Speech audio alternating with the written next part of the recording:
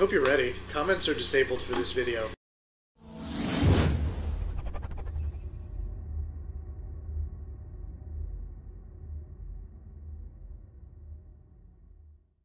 In the meantime, we'll play some Tetris music for you. Na na na na na na na na na na na na na na na na.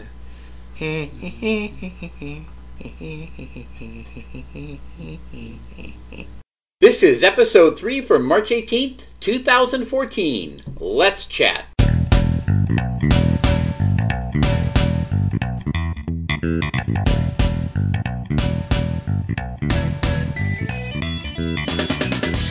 Welcome back, best and the brightest. This is Magic Chat with Dan and Mike.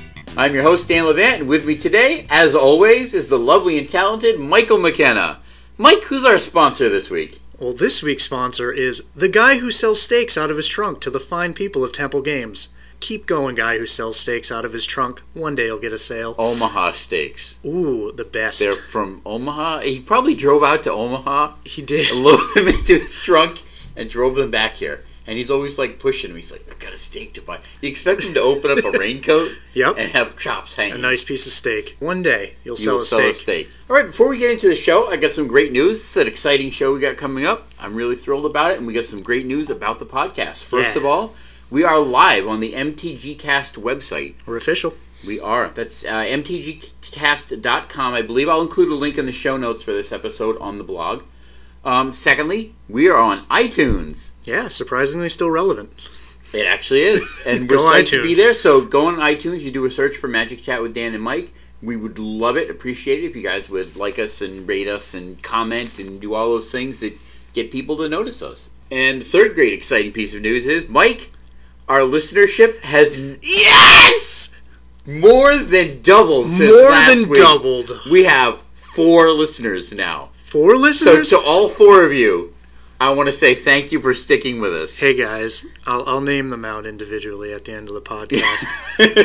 We will call you I'll out. do it right now. Steve, Ryan, Jimmy, and Christine, thank you for listening. We wouldn't be here without your support. Thank you. Really would.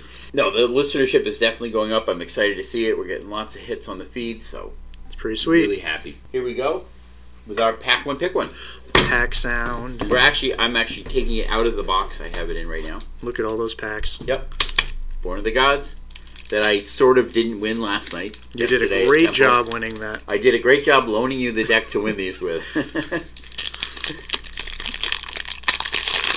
Oh, crunchel in there. Fantastic. All right, let's come off the bottom first. Blank advertising card. Oop. You got only a forest this time. Forest, that's much weaker than Island. Card number 1 is the Fellhide Brawler. 1 in a black, creature Minotaur. He's a 2/2, and he can't block unless you control another Minotaur. It's bad. Yeah, it's bad. I certainly wouldn't pick it high. It's Traveling Philosopher with downside. But if you have the Minotaur, if you're all in on the Minotaurs, he definitely goes in deck. You could play him. He's not bad. I would not want to play this card. I don't know. Yeah. Bad Minotaur. He's an aggro bear. Bad. Card number 2, Swordwise Centaur. Green for a 3/2. Creature, Centaur Warrior. I absolutely would play this card. So it's the same as the last card, except for a little more color restricted. A little more color restricted. You get +1, +0, and it can block. Straight up better. Yeah. So, he's not unplayable. You know what is unplayable? He's pretty bad. Our next card, Griffin Dreamfinder. He has not found a single dream yet. This is the 3 white for a creature Griffin with flying, and when he enters the battlefield, you return target enchantment card from your graveyard to your hand, and he's a 1/4. You know what? We were tainted with this card last week. Yeah. This one's getting the rip. Sorry. Never, ever, never would I play that card. It's crap, kids. Don't play it. Don't play it. Don't do it. Don't do it.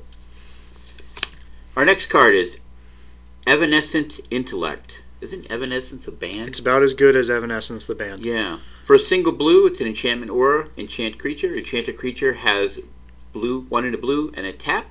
Target player puts the top 3 cards of his or her library into his or her graveyard. So for 1 blue mana, you get an effect that says target creature. It does trigger no other heroic. Text. That's it. It does trigger heroic. There's no other text. Fearsome Temper. 2 in a red for an enchantment aura. Enchanted creature. Enchanted creature gets +2/+2. and has, for 2 and a red, target creature can't block this creature this turn. He's pissed. It's a fearsome temper that guy has. Yeah, it's an okay aura. Yeah, it's fine. I like playing it. It's okay. Me, but I'll play it. Hold at bay. 1 and a white for an instant. Prevent the next 7 damage that would be dealt to target creature or player this turn. I hate that card. Yeah. Enough said. Sorry. Nyxborn Shieldmate. 1 white. Is an enchantment creature, human soldier with bestow for 2 and a white. Enchanted creature gets +1/+2, and of course the creature itself is a 1/2. This is a great example of evaluating cards differently between formats. Because in most formats, this card looks terrible. Like, just straight awful. Yeah. But in this format, it's a heroic enabler. When you need it, it's usually you don't want it as a 1-mana 1/2, but sometimes you have the nut draw with the ordeal, and you know you can just kill your opponent before they can interact with you. And sometimes it's your turn 3 drop after playing a Crow and Skyguard, and you make it a 3/4 and you start bashing your opponent. It's solid. Yep. I really like this card. I mean, he's potentially swinging in as a 2/3 on turn 2. Yeah. That's not bad. Yep. If you got an ordeal.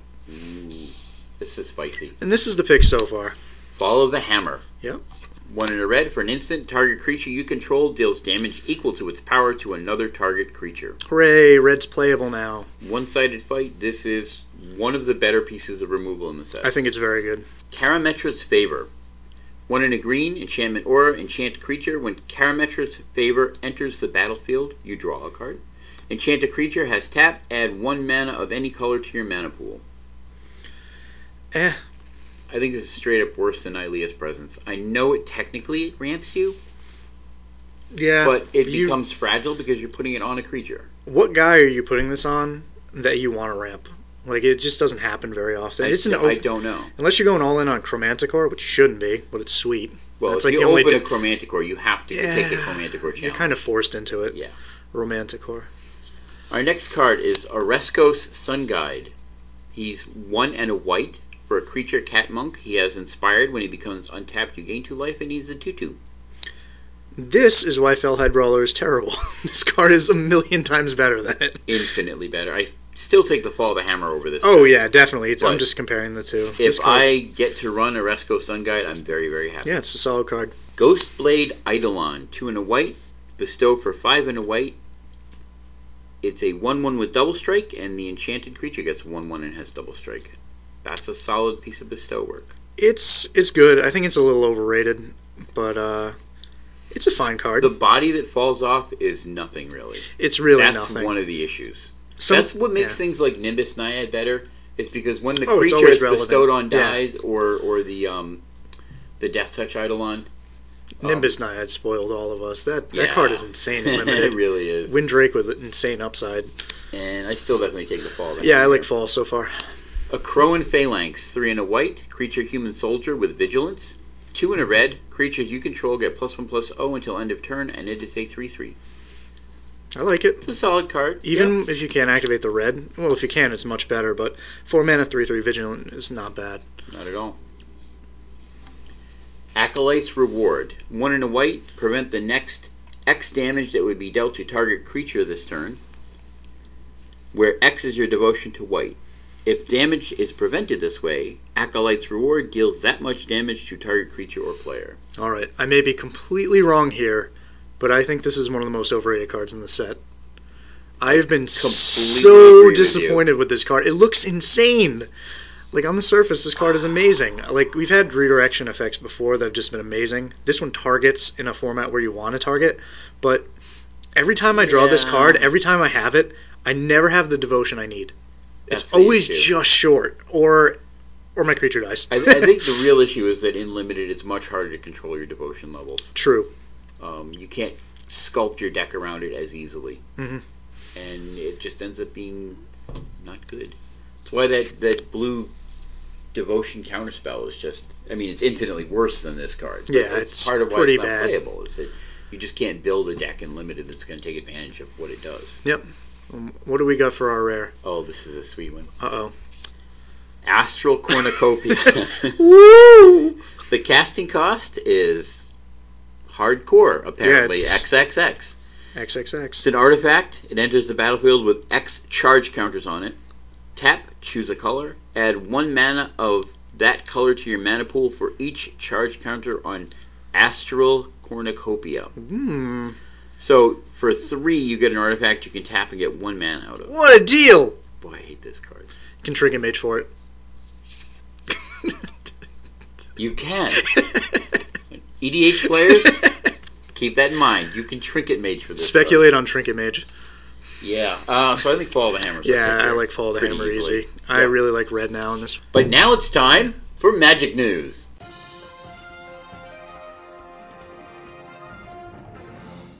All right, in Magic News this week, I think we're going to start with the tournament results.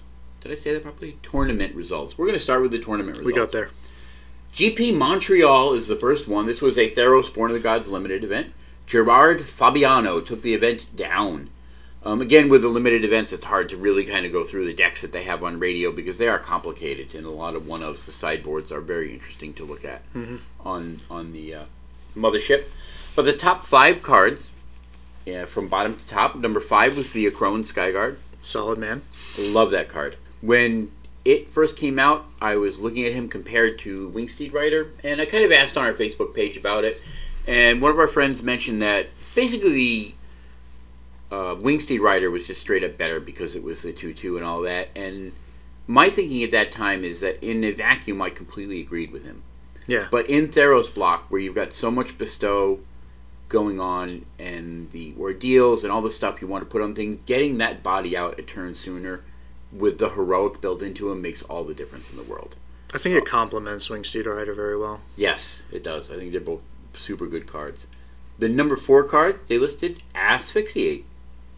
Yeah. Solid piece of removal. Still a good card. Yep.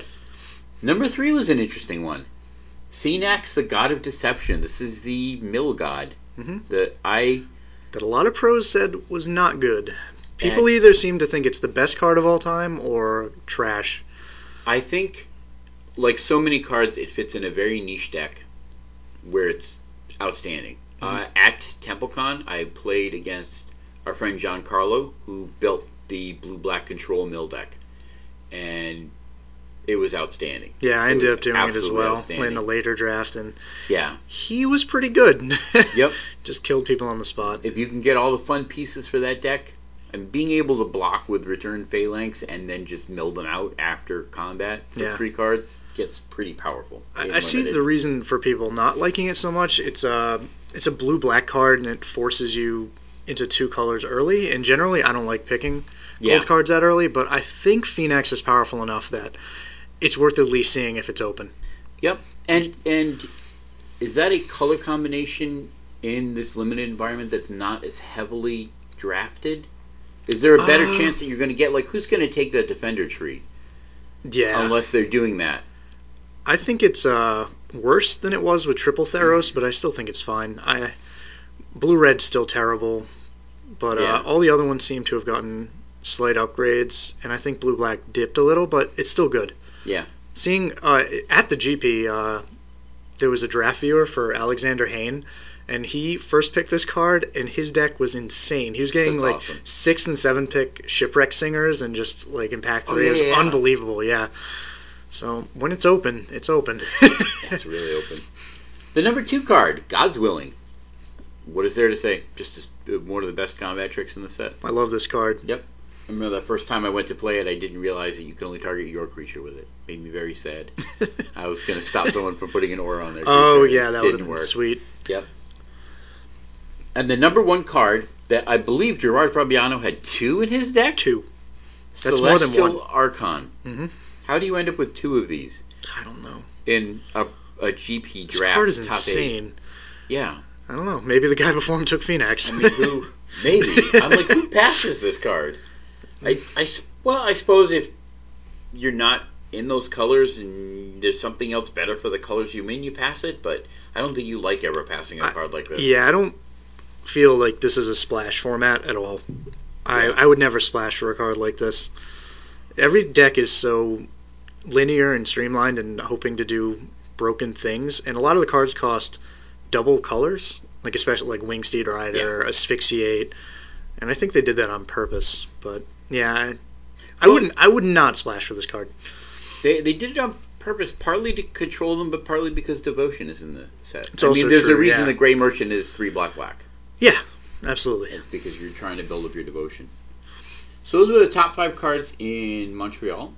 There was also a GP in Buenos Aires for Standard. The first place was, and I know I'm going to mess this name up, Philippe Montevade. Montauban. Monlevade. There's an L there. Let's try that again. Philippe Monlevade, and he was playing Jund Monsters. So the top 8 deck list was Jund Monsters. There were 2 Mono Black Devotion, 3 Mono Blue Devotion, 1 Esper Control, and 1 Black Red Control. I honestly like just the straight Green-Red Monsters deck better than the Jund Monsters. I know a lot of people are splashing the black, and Jund is certainly my favorite color pairings. And it does definitely bring the the black brings a little something to the table. You have access to more removal in the form of like Dreadbore. I honestly don't know. I'm torn. I've seen both decks play. I haven't played either of them personally, but they both have their advantages and disadvantages. I'm not sure which is better in the mirror. I'd assume Jund, but I don't know. They're both good. They're both top tier decks. Yeah. The thing with the Green-Red Monsters is I think it just wants to ramp and just explode all over people. Yeah, tons of creatures. Yeah. I haven't looked at... I have to go back and check the Jund Monsters list, but I don't think he was running Garruk. No Garruk. Between the Corsair Krupix and Domri and Garruk, your card advantage in the Green-Red Monsters is just absolutely disgusting. Yeah. Beating through a Domri can be done. Beating through a Garruk is really difficult. Garruk is very powerful. He is. And these Green-Red decks can get him out very quickly. Yeah. And he's more of a threat than Domri is. Domri will get them some minor card advantage. Garruk gets them massive card advantage. The difference is you'll always get to Domri. Yeah. You won't always get to Garruk. He costs a lot of mana. He does, but he's a lot harder to kill. I mean, once you resolve him, trying to get him off the battlefield, because you can even abrupt decay Domri. And That's you true. can usually attack him pretty well, but I just look at it from a control player's point of view. Domri usually comes down early enough to be relevant. Yeah. And he usually comes down before counter magic, and a lot of games I'll verdict and like wipe out a bunch of the mana producers, and Garruk won't ever do anything, and I'll just Sphinx's Rev through my deck and kill them. Yeah. So that makes sense. By the time Garruk comes online, sometimes he's not enough. So basically, or like a red-green monster against, say, like an Esper Control deck, they're either going to kill you before they're ready to play Garruk, or you're going to just control the board by then. Yeah. It's not going to do any good. Yep. Yeah, it's all a matter of speed against a deck like that. Yes. And actually, interesting, as I was trying to find the results for the Buenos Aires, I found an old Buenos Aires list from a few years ago that at first I thought was the recent one. But the interesting was they had pictures from it, and one of the pictures was a bunch of cards that a vendor had, and they were, sleeved up in the clear pages. And one of them was a Tarmogoyf, and 200 was written on top of them for a price. And the caption under the picture was, we sure hope that's pesos. And I looked at that and I said, no, not anymore. No. Oh, that's dollars now, sir. $200. Yeah. That's we'll get to that later. Right, and so for the Star City events, the Standard was won by Neil Hartman. He was playing Red White Burn. Congratulations to Neil deGrasse Tyson for winning with Red White Burn. And this field was not so varied. So Red White Burn, where Burn won it. There was a Blue White Devotion deck, and everything else was something black. There was Black White Midrange, Black White Devotion, Black White Humans, 2 Mono Black Devotion, and a Mono Black Aggro. And a Blue White Devotion. And then the Blue White Devotion. That seems like more than 8 decks. Nope, that's 8 decks. All right. Yep, it's 8. I counted. Boy, black was really dominant. Yeah, it's good time to be playing black cards. Like Thoughtseize, not bad. Kind of good. Yep. Blood Baron is pretty insane, I guess, unless you're going up against the green-red monsters. Then he's terrible. He's so bad. Then he goes bye-bye, Blood Baron. 4/4. Whack. Red White Burn. Ugh. Ugh, my heart is breaking. Oh, I don't know. It's not that bad. It'll win sometimes. Those decks are just not exciting. They're really not. They just do your thing. Yay, I won because... This one was a little less burn. I played Boros Reckoners and actual creatures and stuff, but yeah, just burn decks make me cry. Even the burn decks in Standard aren't straight up burn like a legacy burn deck. Yeah, would be. Point and click. Yeah, where you're just like slinging spells at their head until your hand is empty. So I mean, they rely a little bit more on creatures, but they're still. I mean, they're very aggressive. They'll win through tempo because they out tempo you. They increase the tempo of the game to the point where you just can't stabilize against them. I think it's actually probably a pretty good deck against the mono black because you're hurting yourself a little bit with your thought seizes, and they get so many guys online so fast. Like if you don't have Drown in Sorrow on your sideboard, yeah, if they don't see Gary, they're just straight dead, right? Like there's nothing they can do. I'm pretty sure they just die. It depends on the draws. I mean, Charmer's Phoenix is a problem. Yeah.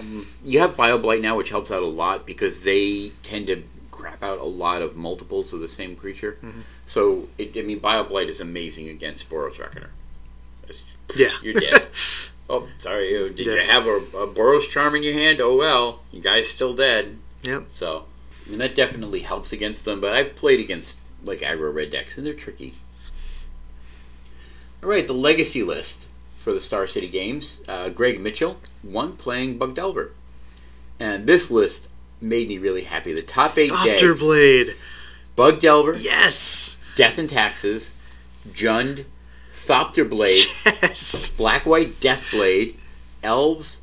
Blue-White Miracles. And Sneak and Show. Sneal and Show. Sneal and Show. That's a misprint. That's actually Sneak and Show. Okay. The Moops did not invade. Thank you for that Seinfeld reference that no one will get. They'll get it.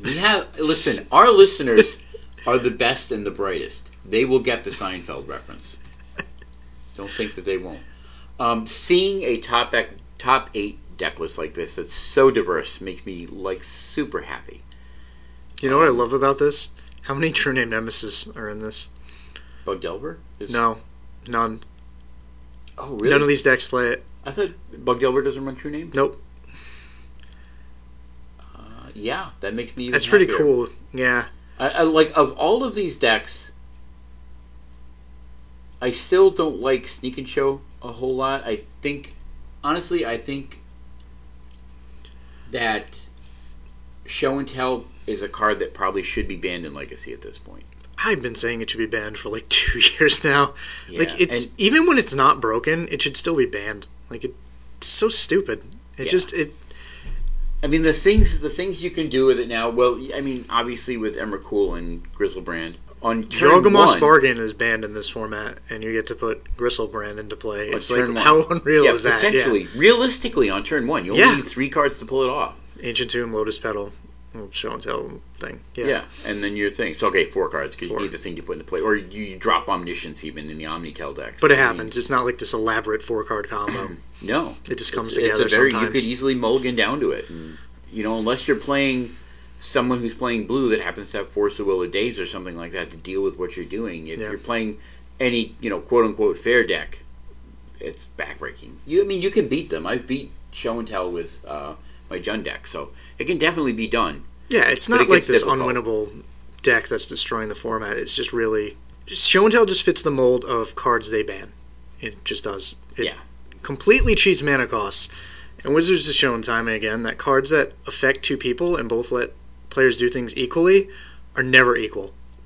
Oh yeah, of course not. Because Eureka effects, Dream Halls. Yeah, because your deck is designed to take advantage of this, and your opponent's isn't. Yeah. I'll put an Emrakul into play, and my opponent will put a bear. A bear. Yeah. Bear. And unfortunately, the way it's worded, you can't put a Planeswalker into play, which makes me very sad.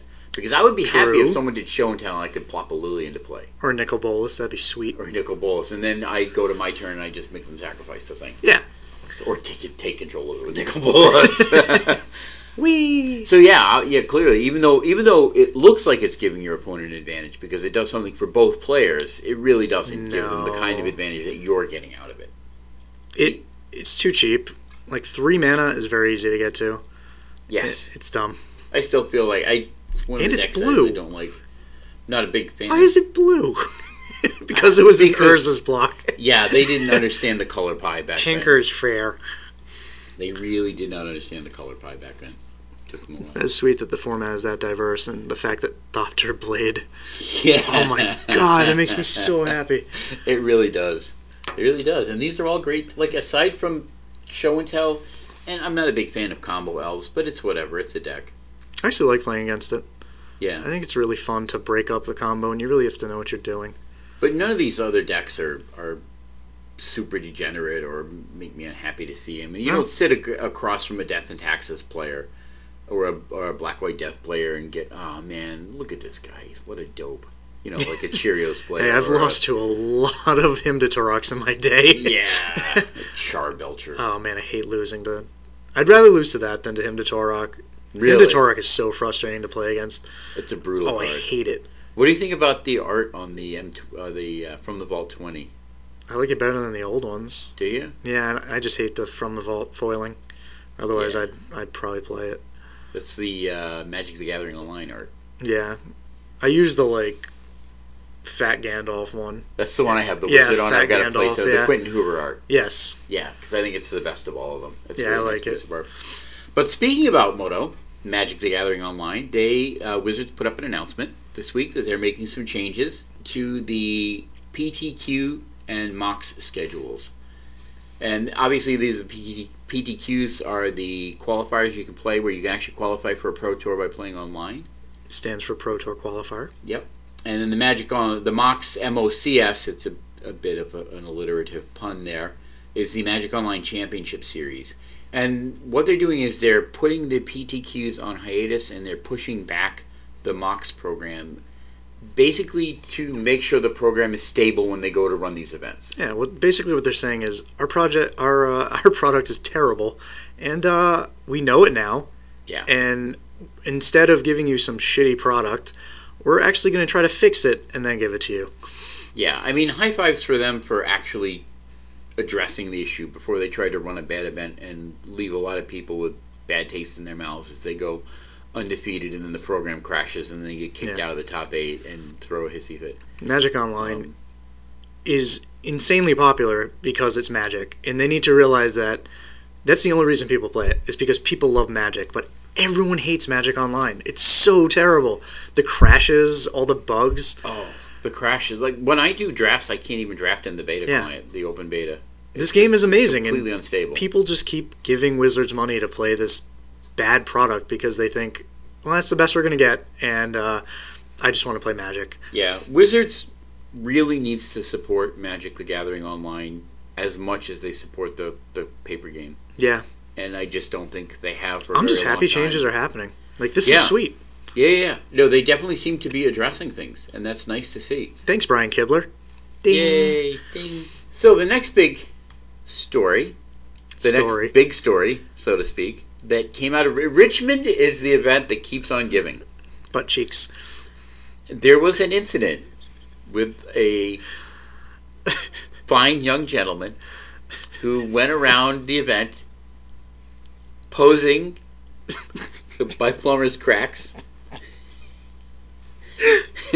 Mike is losing it here. A hero of the modern man. Oh, but is he? Is he really a hero? I think he is. So this was an interesting situation. So we went around the event. He took a bunch of photos, posing by people who were sitting in chairs and their butt cracks were showing. And he posted all those photos on Imgur. And not only were these widely disseminated through the Magic community, they were widely disseminated through the internet, so that people who didn't even know the game were finding the story and spreading it around and pointing and laughing, figuratively speaking. It was too good. He made it. It was just whatever he did. It was too good, and it just exploded. And it was cool when it was a little thing and it was contained within the Magic community, because I thought it was hilarious. Like, I just died. The picture of him where it's a close-up on his face and he has the tear in his eye, I just cannot handle that picture. But it got too big. And now people who aren't involved in Magic are talking about it. And they're basically laughing at the community instead of laughing along with it, which is the problem. Like, there's some already bad stereotypes toward Magic players. Some of them are true. But it doesn't speak for the whole community, and this is another one of those things. Like, I've seen a lot of reports from people who actually played in the event, and they're like, well, I didn't notice that. Yeah. I didn't see it, but it does happen, and I'm sure it happens at, like, every type of card game. Like, obviously going to happen at poker. It happens anytime someone with ill-fitting pants sits down in a chair. Yeah. You could see it at a restaurant or at a bus station. Yeah, I wouldn't be happy with it at a restaurant either. Yeah. Like, it's not acceptable. Like, it's not something you do in a public setting.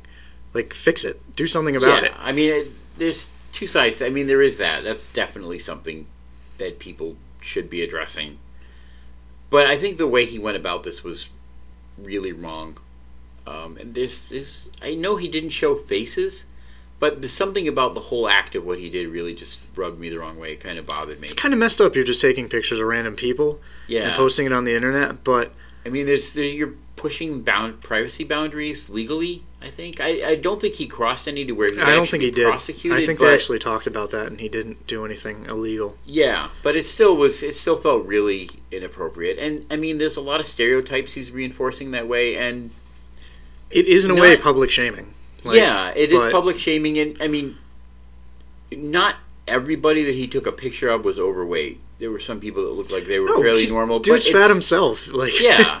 But it really was like it's quote unquote a fat shaming thing because it's a stereotype that's associated with people that are overweight. Because it tends to happen more there, but it could happen to anybody. And I would like to point out, percentage wise, that out of an event of 4,300 people, he only got 16 photos. So that's a fairly low percentage of butt cracks that we're hanging out. But it is something we see at most tournaments. I do, at least. We see it at the temple. Yeah. There's one in particular that's... What's up, buddy? Always there. Our friend the pedo bear. Hey, buddy. And we joke about it with him. But that's a very different situation because he's cool with joking about it. And he knows us, and he's honestly, like, hey, I'm a big guy and my butt hangs out sometimes. Actually, now that you say that, like, if I saw some guy who came into Temple and started posting pictures of us, I'd be pissed. Like, when you put it that way, I'd be a little more upset. Like, still be funny, but it's a different perspective, isn't it? When you're the one on the other end of that camera lens. Yeah. Like, me personally, whatever. My bad on me, but when they're taking pictures of like people I know, and they're making fun of them, yeah. But, and plus, I mean, we do easily tend to fall into stereotypes a lot of the time. I mean, I know I do this sometimes. You have these stereotypes that you build up in your own mind. And you try to not feed into them, but you do. And one big one for me is confession time. Is the people on the little mini scooters in the Walmart. It's like in the back of my brain, something is screaming, just get off your ass and walk around the store. And I realized some of these people, a lot of them, maybe all of them, need the little cart to get around because their knees are bad or whatever. And I'm not talking about like really elderly people. I'm talking about people in the middle age. And it's a stereotype that I try and control my own thoughts. I would never do anything about it, but you have these things that come up in your head sometimes because they've been ingrained into you over the years. I worked at a supermarket for a while, and some of the people on the scooters, I was like, you don't need that. Yeah.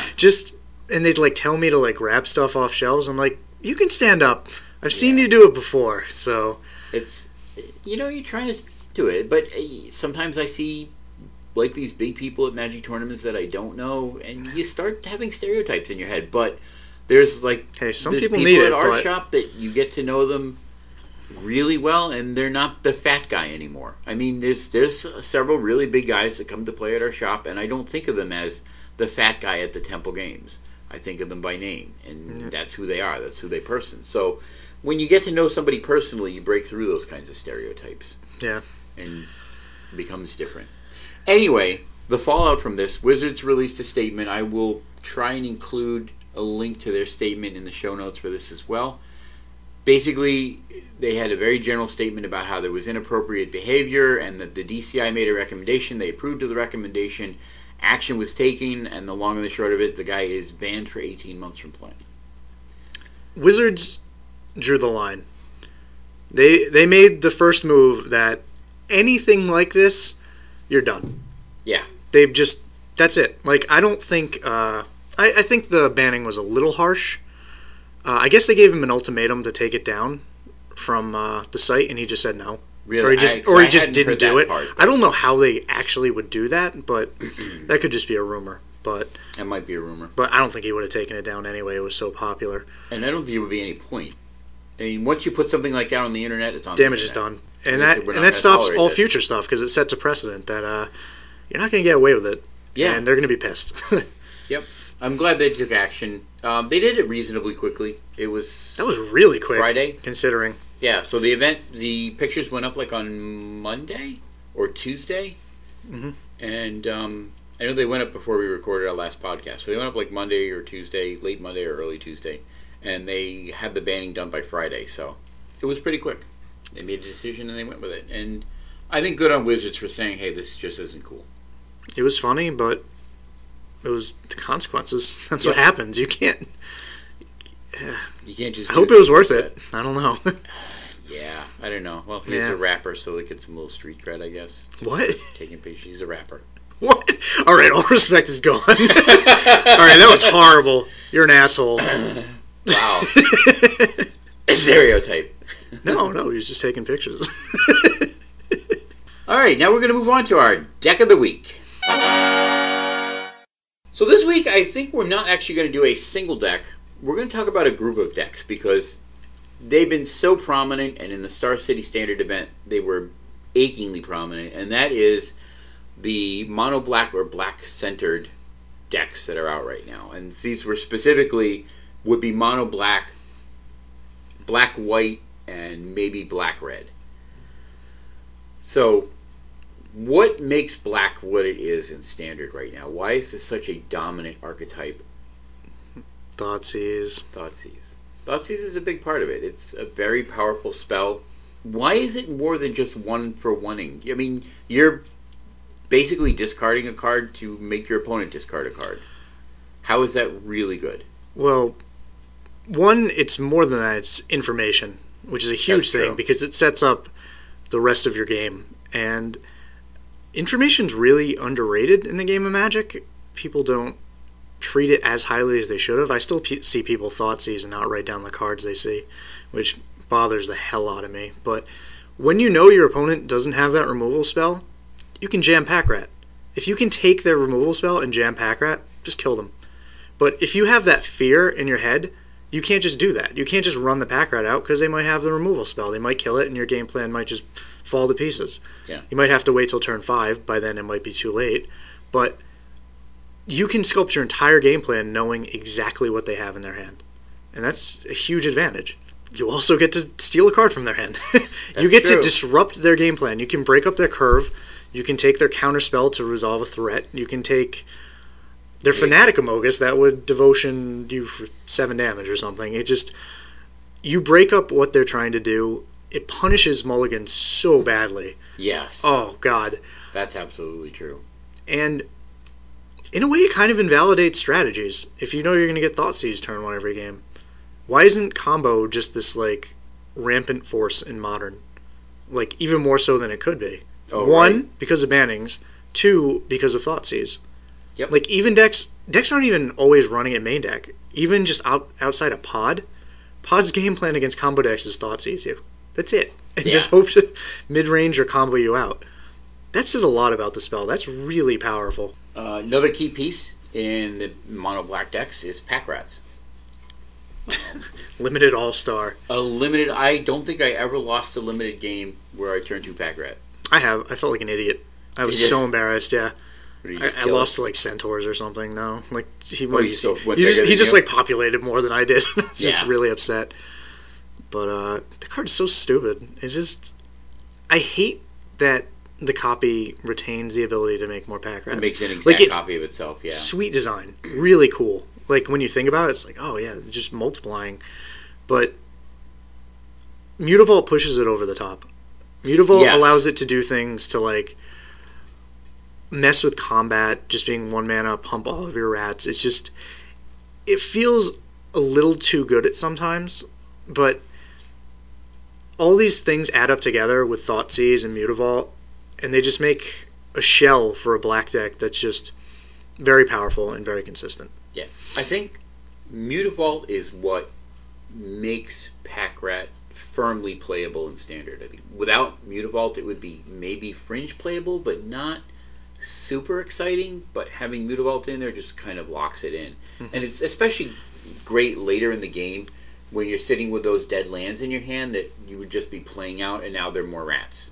It turns dead draws into live draws, just being able to discard them to the rat. And you also have a card advantage engine in Underworld Connections. Yep. So you're filtering through your deck, finding what you actually need, and discarding the garbage.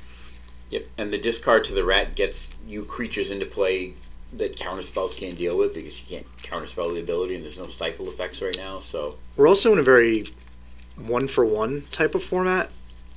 Like, outside of Supreme Verdict and Detention Sphere, most people are trying to attack you with 1-for-1 type spells: Dreadbore, Hero's Downfall, right. Ultimate Price, and Pack Rat just laughs at all of them. Yeah. And if you don't kill the Pack Rat right away, it just gets out of control, and that's really insane for a 2-drop. It really is. Because you lose the option to get rid of it later, which I don't like. And I don't hate it. It's something you just have to deal with sometimes in Standard. I may not love it, but it's cool. It's cool that a card like that got to see Standard play, because that was a joke. Like, the first time I saw it in the top 8 of the Pro Tour, there were 2 copies. I was like, why is he playing Pack Rat? Like, what is going on?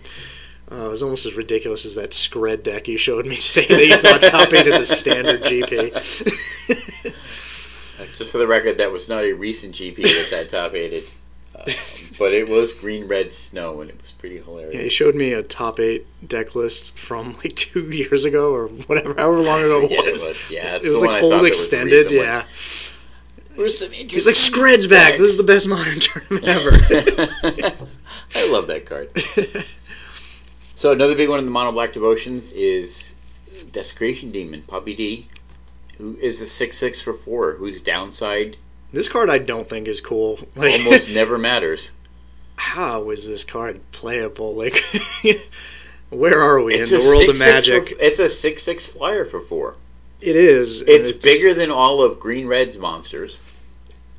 It is. I mean, they've got to hope to land an Arbor Colossus and Monstrous it before you beat them to death with your demon. It's worse now than I think it was. I think it's a lot worse with Born of the Gods out. Just the way the meta shaped up. It was good before, which is mind-blowing to me. But sometimes the meta just falls in the right place for a card. And if people find it, it's very good, which is cool. But this is not a card I'll ever be excited to see across the table from me. I don't think I'll ever lose to it in my life, but just because of the type of decks I play. So I'm probably underrating it, but I don't know. It just doesn't feel powerful enough, which is weird saying for a 4-mana 6/6 with flying, but... Yeah, it feels pretty powerful to me when I played it. Yeah, Mutavault does dampen it a little bit, because a lot of games you just stand up a Mutavault for 1 mana and attack through. Sure. I have to say that I don't run strictly mono black. I run mostly mono black, and I splash just a little bit of white so I can run the Blood Barons. Which is a card I love, which is very different than Desecration I actually Demon. Found myself boarding the Blood Barons in so much I just main deck them over the demons. Yeah. And then I bring the demon in when I have a matchup that he's better in. Because in general, the Blood Baron is just better in most situations. I'm not sure where he's actually good right now. Who? The demon. He's okay against the green-red monsters, because he's big. They're not really flooding the board right now. They're not really playing Burning Emissary type decks. I don't know. Yeah. He gets tapped down by Elvish Mystic. And even that, I can run out a demon, untap, Bioblight the Mystics before we even get to the combat phase, so he doesn't have anything to sacrifice to it. I think his strongest asset is just as a finisher when you've gone to parity and you're just drawing off Underworld Connections, because he kills so quickly. And of course, another key card, Underworld Connections. Card advantage is good. Another card that is not traditionally a good card, but is very powerful in the meta because of the pieces that are along with it. I think that is cool, how Wizards sets up these formats and we find all these pieces and put them together. Because Underworld Connections was a fringe playable card. In the last Standard, Jund played it out of the board sometimes, maybe 2 copies, to fight the control decks. But on the surface, it's just a worse Phyrexian Arena. You're paying a mana, it's slower, Yeah, it's just a product of the environment. Getting card advantage in mono black is not, well, it's not unprecedented, but it's not always easy. They did print Necropotence. They did print Necropotence. Oh, by the way, I was listening to Rosewater's Drive to work. Okay. And you know how Necropotence got reprinted in 5th edition? Yeah, and saw like no play for some reason. Yeah. It was not Design's decision to put it in, it was Development's decision to put it in. So they made the set, and it went to Development, and they said, we'd like to have Necropotence in. Why? I don't know. He didn't know. He was like, I think they just really liked it. Yeah. So it was crazy. For those at home who don't know what Necropotence does, it says 3 mana, it's 3 black mana symbols, skip your draw step, win the game. That's the actual text on Necropotence. It was Gristlebrand before Gristlebrand was cool. It was, yeah. Another card, well actually there's a pair of cards that fit to the mono black deck next. That would be Nightveil Spectre and Lifebane Zombie. Lifebane Zombie is sweet. That really card is so good right now. The earlier mono black devotion decks were running 4 Nightveil Spectres. I have actually gone to a 2-2 split in the main. Because there's enough people out there playing green-red monsters right now. You can occasionally just mise a Blood Baron out of him. And the Intimidate is relevant. I think I need to just change my opinion of what a good card is, because Nightveil Spectre is also a bad card that's a product of its environment. It's a Chapelgeist that sometimes steals a card from your opponent, and you can sometimes cast it. I think the biggest thing with him is it's the card advantage that you're getting. Because I think it was just the fact that you can play lands off of him. Yeah. You can cast cards if you're in the right colors of mana. If we had... I mean, do I need to remind you of the game where I had two Nightveil Spectres out, and you were playing Mono Blue Devotion? I took your Masters of Waves, and I had a Nykthos ready. Yeah, alright. I think the lesson is don't play Mono Blue if you're me. I just could not win with that just deck. Don't play Mono Blue. But, yeah. He dodged like all the removal before, and he was very powerful because nothing killed him, and he was 3 colored mana symbols, and that was great. He fit the curve. He was 3 mana, and he turned on devotion. He did all these wonderful things, but now he's just not as good. The people have adapted. Last Breath kills him. Like, Last Breath wasn't even a known entity before Blue White exploded, and Alexander Hayne won the GP. And Bioblight kills him. And he was just awkwardly hard to kill before, and now the tools are there, and he's gotten worse, but Mono Black has adapted and is starting to play Lifebane Zombie, which I think is fantastic in this metagame. I really do. It's good against the fringe decks, the random like blue, white-green decks you'll play, because it's insane there. It's good against the monster decks, because you can just Mise, steal Polukranos or something. And it's good. And plus he can swing in on them without them being able to block. True. The Intimidate is highly relevant. He's got more power. I mean, He's getting 3 points in. And he's slightly easier to cast because he's only 2 colored mana symbols. Yes, you can cast him off Mutavault. I hated in Mono Blue the fact that I could not cast Nightveil Spectre on curve if I had a Mutavault. Oh, it was so frustrating. I hated it so much. I get frustrated with that with Mono Black too. Yeah. And against the blue-white X control decks, he's a card that dodges Elspeth when they minus. Yep. And he dodges Last Breath. Yep. So he's powerful there. People were bringing him in already. And now people bring in Blood Baron if they don't play him in 2 in the main deck. Yeah. The people who board in like 3 or 4 of them, he just hits Blood Baron. Effective there. And then the black-white decks, he can just steal Blood Barons, which is just incredible. Yep. And the other permanent that rounds out the Black Devotion package, one of my all-time favorites, Gary Merchant. Good old Gary. Good old Gary. Peddling his wares. I hate the art on that card. It's so funny. It's awful. It's ugly. It doesn't make any sense when you look at it. It's just this weird... It's Trunk Steak Guy. That's what he's doing. Oh, it is. It's Trunk Steak Guy. He's swooping in and selling you his steaks. He posed. Yeah, it's Gary. For the artist. Oh, that makes so much more sense. You can't see his like beat-to-shit Cadillac off the side. That's what's missing in the photo. I would buy steaks off of that zombie dude before I would buy steaks off Trunk Steak. That's what he does, yeah. It's fantastic. But clearly, just resolving Gary and winning games. the devotion. He was a sleeper. Yeah. When he got spoiled, people were not excited about that card. I think because so many people have been tricked by Mono Black being a real deck in the past. Everyone's like, Mono Black's back, and it's just always been terrible. Yeah. It's finally real, and we're sick of it. But Gary is a cool card. He's a finisher, and he stabilizes you. He does a lot of good work. Great. I mean, against like the real like red aggro decks, he gains you life, and then he's a great blocker. Yeah, he blanks opposing Mutabolts, which is sweet. Yep. He drains them, then blanks Mutabolts. Good man, Gary. He can just sit there and block a Burrow's Reckoner. I mean, he's going to die with the damage coming back to him, but still. Yeah. It's pretty solid. And then you can sack him to tap your opponent's Desecration Demon and kill them. That you can do. And the other part of the black decks, of course, is the vast suite of removal that they have. Mm-hmm. Black actually has a really good removal package right now between Bioblights, Ultimate Price, Doomblade, Thoughtseize, Devour Flesh. Yep. Fallen off favor, but still good. Yep. Drown in Sorrow. There's very little you can't deal with. I am a little frustrated that Mutilate was in the format for a brief period of time, and then as soon as there was a deck where it would be outstanding in, it rotated out. Yeah. And probably for good reason. Do you want Mono Black to be better? Yes. Do you want Damnation? Yes. Is that what you want? Okay. I do. I want Damnation. If they reprint Damnations, blame Dan. Send all the hate mail to Dan. Mutilate in Standard right now would actually be better than Damnation. Yeah? Minus kills things that Destroy doesn't. You would kill gods with it. That is true. But Damnation would turn the gods off, and Damnation kills Desecration Demon. If you tried to Mutilate on turn 4, it wouldn't kill it.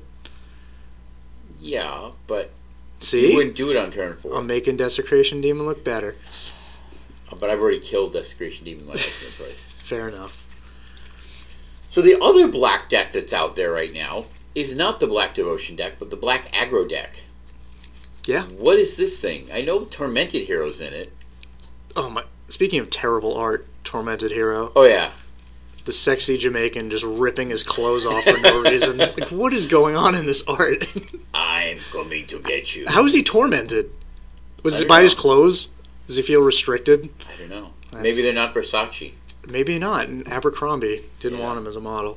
That's what it is. It's probably what it is. He wanted to model for Abercrombie, but they told him he was 5 pounds too heavy, and they don't want fat people selling their clothes. It's true. It is. So what else is in this deck besides Tormented Hero and I'm sure the standard set of removal spells? I don't even remember what this thing plays. Oh, Herald of Torment, which is top 3 cards in the set for me, looking at spoilers. That is a card that I actually kind of have my eye on. As Wizards tries to make black playable in Cube, they give us Herald of Torment. I really like Herald of Torment. I think that card's so sweet. Like, oh my god, it's... I'm wondering if it's going to find a home in Standard somewhere, besides the Mono Black Aggro decks. I don't know. Which, I don't like the Mono Black Aggro decks. I do. Do you? I wouldn't be surprised if it never saw play, but it's there, the power level. Okay, so the Mono Black Aggro deck, as we've talked about, has Tormented Hero and Herald of Torment, which again I really like, and then the Rakdos Cacklers. And it does run Pack Rats, Lifebane Zombies, Mogus's Marauder, which seems to be really good in this deck. I like that card. Yep. And Pain Seers, which I guess... Okay, so I have mixed feelings about Pain Seer. All of them Too bad. many people are going, oh wow, they've done Bob again, and it's no. Functional reprint of Bob was my favorite. Who said that? Someone on MTG Salvation was just like, functional reprint of Bob, I'm buying all of them. I was like, you're a fucking idiot. Well, if you use the term functional as if you were describing, the Kennedys as being a functional family, then it's a functional reprint. He was like, sell your Bobs and buy Pain Seers because it's just better for Modern. I'm like, what are you talking about? Did you read the card? Yeah, no. I would play that the Hellbent Arena guy that. Oh, the Blood Scrivener? I would play Blood Scrivener over Pain Seer. Sitting on his throne, yeah. Who loses you 1 life and you draw a card when your hand is empty. That I could actually see trying to play. Yeah, still not good. This card is fine. I don't know. I have not been impressed by it at all. I'm not impressed by it. If there is a shell where this card is ever good, this is it. It may work in this deck. Mogis Marauder kind of gives it a little bit of little play because it's going to get through and be able to tap. 3, right? Yeah. Yeah. Yeah, so I suppose you turn to him, even though I'd much rather be turned to... Yeah, but do you really want to do that? I mean, see, this deck looks a little confused to me because you have Herald of Torment and Rakdos Cackler at 1 mana, and you also have Thoughtseize at 1 mana. What would you rather be doing on turn 1? Thoughtseizing or playing a Herald of Torment? Yeah, but I think this deck more wants to Thoughtseize on like the turn before they Supreme Verdict them. I don't think they care about casting Thoughtseize on turn 1. So you're going to turn 1 Herald, turn 2 Painseer, turn 3 Mogis' Marauders, untap, pay some life, draw a card. Because if you Thoughtseize their Supreme Verdict, they just die. Like, what are they going to do then? Detention Sphere, one thing. And explode. Yeah, that's true. Anyway, so a bunch of aggressive creatures, and then a much smaller package of removal than the Devotion deck. Still 8 removal spells. That's still pretty hefty. So that's the mono black aggro. Mono black is a thing, either the aggro or the Devotion, but people have been adding colors to it. White, sometimes red. What does white bring to the party that black doesn't have on its own? Blood Baron of Viscopa with his sweet, sweet art. Ridiculous art. Why do they... It's so stupid. But yeah, that's why, I mean, I made the decision to go with Blood Baron. Just because there were a lot of people playing mono black at the shop, and Blood Baron is just stupidly good in the mirror. Yeah, Elspeth is wildly powerful too. You usually play 2 of them. A little harder to cast. I know there's someone in the shop who's playing more of a black-white mid-range kind of deck than mine is. Mine is really Black Devotion with just a splash for white. Mm-hmm. I just run 4 and 4 of the dual lands, the Scry lands and the Shock lands, just to get Blood Barons out, basically. I think it's a good deck. He also runs the Guild Gates because he runs Elspeth out. Well, Elspeth's pretty powerful. This will force people to have to play Devour Flesh again, like in mono black, so they don't just straight die to Blood Baron. Yeah. And the format will just ring around that. People having to play Devour Flesh, and once Devour Flesh comes back, they move away from Blood Baron, and Devour Flesh becomes bad again. And it's just keeping up with the metagame, basically. Realizing when the Blood Baron deck will be better. Yeah. And right now, the trend has started. Devour Flesh, you see creeping back in again. And I'm actually not sure which one's better. I'd probably play the White Splash at the moment if I had to choose a deck. So the other thing I was running in my sideboard was Glare of Heresy. It hits Detention Spheres. It does. It actually hits Chain to the Rocks, and it hits Elspeth. Yeah, all relevant cards. Yep. And it hits Bremaz. It actually hits Bremaz. If anyone actually played Bremaz, it probably would hit it. Yeah. I've seen somebody run Bremaz. The reason I wanted to bring that in is because the Esper control, the white-blue based control decks, basically, it was my experience, they answer everything that black is doing, and black can't answer anything that they were doing. And it just felt better to be able to have a card in there that answered a large number of things that they were trying to do. I like it as a one-of and just Mize. I think it's good enough. Yeah. Yeah. And the other splash in the black decks is red. Yeah. What does red bring? The red brings removal to the party, basically, in the form of Dreadbore, primarily. It brings nothing to the party. That's what it does. You get Dreadbore, which is what you're doing already, but at sorcery speed, like it's cheaper than Hero's Downfall, but you already have Hero's Downfall. You also get Rakdos' Return. Which is the real reason for doing it, but I think... But then you gotta run, if you're running the deck with the Rakdos' Returns, I think you have to run Nykthos to get the value out of them, which I don't want to do. Yeah, no. Yeah. I would not want to do that, but I don't know. Generally, just a sideboard of Duresses is where you want to be against the control decks. Like, sure, Rakdos' Return is flashy and you can get blowouts sometimes, but if they see that you're playing black-red, they're not just going to die to it. They're going to bring in negates and stuff and be ready for it. Pro tip, if you're playing against green-white, do not Rakdos' Return them. Because they will put 3 Loxodon Smiters into play. Well, to be fair, sometimes I've seen people not. I've seen a few Loxodon Smiters hit the grave. My opponent. He was totally sandbagging them, knowing that I played Rakdos' Return. This one game. I'm just saying, I've seen a Rakdos' Return hit a hand, and I've seen a couple Smiters hit the bin. Oh, it's so bad. That person does not deserve to be playing that card. I don't know, is there anything else to say about Black and Standard right now? It's still good. It's not dead. I don't know why people thought it was, but yeah. No, it's by no means dead. It's gonna... Who knows what Journey to Next is gonna bring. But I think Black is gonna stay Tier 1 or close to Tier 1 as long as Theros is in Standard. I agree. Or at least until Ravnica rotation. Yeah. So until the fall, I think Black Devotion will be there. The heavy black decks will be a thing. And then Ravnica rotates. We lose Packrat. We lose Demon. Sphinx's Rev. Underworld Connections. We lose. So then if Black Devotion is still a thing, then its face changes dramatically. Yeah. We'll see. Oh, you lose Night Veil Spectre too. We're going to be losing. Spectre. M15 is going to be happening. You lose Lifebane Zombie. Probably. I don't think they're going to reprint that cycle again. No, I doubt it. Yeah, I'd be surprised. Yeah, so you're going to lose a lot. But you still keep some powerful tools. Yeah, Hero's Downfall. You lose Mutavault, which... That's big. It's kind of the glue that holds all these decks together, because it lets you be aggressive when your deck Are all just the does mono nothing. decks? You think Mono Blue's probably going to... I hope so. You lose Frostburn Weird, you lose Judge's Familiar, you lose... I think we'll get passable replacements for those in some way. At least the Frostburn Weird and everything. Yeah. I'm sure there's something big I'm missing that's rotating. As weird as it is, Rapid Hybridization rotating kind of hurts the deck. Because that kills demons. It does. It kills Stormbreath Dragons and Master Waves in the mirror. I don't know. We'll see what tools the future has to bring. But yeah, Mono Black might stand the test of time.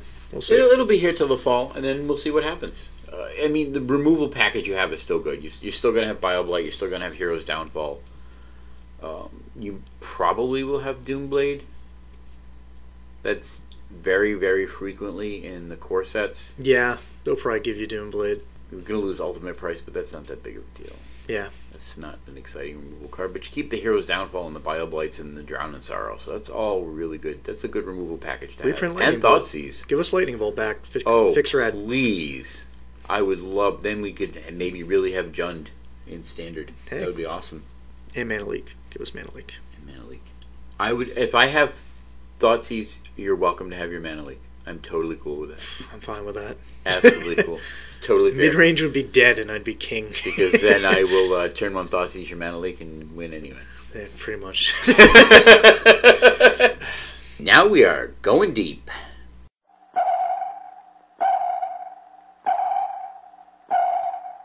Now, last week we talked about preparation for playing in large events. And one thing that we completely overlooked was shuffling. We didn't mention shuffling at all for playing at a large event. So we're going to see just how deep we can go talking about shuffling now. Oh, you hear that sound? Give him a riffle. No, not with this deck. Alright, here we go. We got to give him a riffle. Would you riffle this deck? Probably not. It's a lot of beans. Shuffling. What is that? You just destroyed your Serum Visions. Yeah. Those are worth money now. They are? Yeah. How much? Like $4 each. Really? Yeah. Thanks, Modern. So that was a nice sound of shuffling. That was a nice sound of shuffling. So shuffling. What is it and why do we do it? First of all, a little bit of background on shuffling. I actually Wikipedia'd this. Yep. Mathematician and magician John C. Reilly. Percy Diconis began studying the question about shuffling, about how much shuffling you need to do for something to be really well shuffled, around 1970. And has authored many papers in the 80s, 90s, and 2000s on the subject with numerous co-authors. The most famous one was co-authored with mathematician Dave Bayer. Why do I know that name? Bayer Aspirin. No. I don't know. Was that like a name referenced in Good Will Hunting or something? It could Probably. Which analyzed the Gilbert Shannon Reed's model of random riffle shuffling and concluded that the deck did not start to become random until 5 good riffle shuffles and was truly random after 7. So that's the number. Mm-hmm. You have to shuffle your deck 7 times before you can really consider it to be properly randomized. The DCI rules on card shuffling. How about this? This is what you have to do at a tournament. Okay. Decks must be randomized at the start of every game whenever an instruction requires it. So, like search for land, shuffle your library. Randomization is defined as bringing the deck to a state where no player can have any information regarding the order or position of cards in any portion of the deck. We're going to come back to this next statement. Pile shuffling alone is not sufficiently random. Yeah, it's because people don't understand what the definition of random is. I see it all the time. It's so frustrating. Definitely going to dig into that one. More rules first, though. Ooh, rules. Once the deck is randomized, it must be presented to an opponent. By this action, players state that their decks are legal and randomized. The opponent may then shuffle it additionally. Cards and sleeves must not be in danger of being damaged during this process. So that means when you're shuffling your opponent's deck, you do it gently. I mean, again, let's go back to Legacy here. Do not give one of those twist the cards up like riffle shuffles to your person's $1,200, $1,500 deck that you're sitting across. Oh my God. They're not your cards. If you want to bend the shit out of your volcanic islands, go ahead. But don't do it to somebody else's. Just don't do that. If the opponent does not believe that the player made a reasonable effort to randomize his or her deck, the opponent must notify a judge. Players may request to have a judge shuffle their cards rather than the opponent. This request will be honored only at a judge's discretion. So, if you see somebody just pile shuffle their library and give it one riffle shuffle and hand it to you, call a judge. Because that is not sufficiently randomized. Or just people who just pile shuffle, pick up their deck, and present it. I've actually had someone do that to me at a GPT. I'm like, I don't think that works. If a player has had the opportunity to see any of the card faces of the deck being shuffled, the deck is no longer considered randomized and must be randomized again. This I see a ton, especially in Limited. Yes. The way people just like shuffle their decks, and they'll just see like a card, and then they'll start shuffling again. That's cheating. Yep. It's just straight up if you're shuffling your deck and you happen to see that the bottom card of your deck is Aetherling and that's the one win condition in your deck, and then you're just like, better shuffle more because I can't win if it's the bottom card, that's cheating. You have information about what's happening and your deck is no longer random. Yep. So then you got to shuffle like another 7 times to make it completely randomized. 7 times. And the other one I've seen is where someone will take a deck and they'll do the kind of shuffle where they kind of stack the cards next to each other and push them together, but they will stack them so the card backs are facing their opponent. Yeah, because you can't. And the card faces are facing themselves, so they can actually see their deck as they're shuffling it. Yeah, and people just let that happen. Yeah. If you see somebody, an opponent at a big event doing this, call a judge. Yeah. Don't let them get away with that nonsense. Some people just do that out of habit, and then they shuffle their deck normally. If they shuffle their deck normally afterwards, present and let you shuffle their deck, that's fine. Yes, that's part of the keys. No matter whatever procedure they take for doing shuffling, as long as they go through a lot of real shuffles afterwards, and we'll get to more of this too. We do have one more rule to get to. At competitive and professional REL tournaments, and REL is rules enforcement level, at competitive and professional tournaments, players are required to shuffle their opponent's deck after their owners have shuffled them. The head judge can require this at regular REL tournaments as well. So let's touch on this one a little bit. This is something that I think actually takes some getting used to the first time you do it. Yeah, a lot of people feel it's taboo to shuffle your opponent's deck, and they think it's like scummy, and it's... And the first few times I did it, I always kind of had this feeling in the back of my mind that my opponent would be offended that I was shuffling his deck. Like you're saying something like, you're not shuffling it well enough, so I'm going to shuffle it now. Like asking to see your opponent's graveyard. It's one of those things where people are just like, ooh, I don't know if this is okay. Is this... Yeah, and it's weird almost to them at first. It almost felt at first like you thought that they would feel like you're accusing them of cheating. Yeah. Like calling a judge. This is actually, some people still feel that way. Like you're actually saying that this, you're actually, by shuffling your opponent's deck, you're actually saying to your opponent, I don't think you shuffled well enough. Nope, you're just removing all doubt. Yeah. Because if you shuffled the deck, then, hey. And if you're a big event, it's required. It is, yeah. After you've been doing it for a while, it gets to be perfectly natural. It's a good habit to be in. Again, at a Friday night Magic event, I probably won't. No, I won't either. Just because I can't be bothered. Because it's Friday night Magic. It's more casual. It's more relaxed. You're there to have fun, mostly. And honestly, a lot of times, the caliber of player you're facing in a Friday night Magic event is not somebody that's going to be able to manipulate their deck while they're shuffling it. Fair enough. Some of them are lucky to be able to be shuffling it. So, you just shuffle it and let them shuffle it and just hand it back to them. Completely lost my train. It's good, no. Casey Jones is just right to the wall there. What does that even mean? Casey Jones? Who the famous train engineer that died in an accident. The train. I lost my train of thought. Can't you follow this? I lost. That's where that saying comes from? I lost my train of thought, so I referenced Casey Jones. Well, I didn't know who Casey Jones was. He's the famous train engineer. Let's ask the listeners who the fuck Casey Jones is. Okay, you are the best and the brightest. I know that you know who Casey Jones is. I don't know who Casey Jones is. You do now. Well, yeah, and I'm mad that I do. He's a famous train engineer. Now you understand what the name Casey Jones is all about. Okay, fantastic. He died saving all these people from the train wreck and stuff like that. Oh, he saved them. I thought he caused it. No, he didn't cause it. No, he died heroically trying to stop it. That's completely different. Oh, yeah. You said he killed all these people in a train crash. I was like, bad Casey Jones. Well, people died. No. He was attempting to stop the train wreck from happening. Oh, okay. It was bad switching or whatever. Good on you, Casey Jones. Anyway, so at Friday night events, I don't do this, but at big tournaments, I do. Yeah, just give your deck a little shuffle. Competitive, just give him a little cut. That's fine. And it's required. Yeah. Technically, under the rules. I mean, again, I don't think I've ever seen anybody get a violation for not doing it. That would be an interesting judge call. Judge, my opponent didn't shuffle my deck after I handed it to him. I have no idea. I don't think that's an infraction. Required. It's required. I don't know if it's an infraction or not. I'll have to look that one up.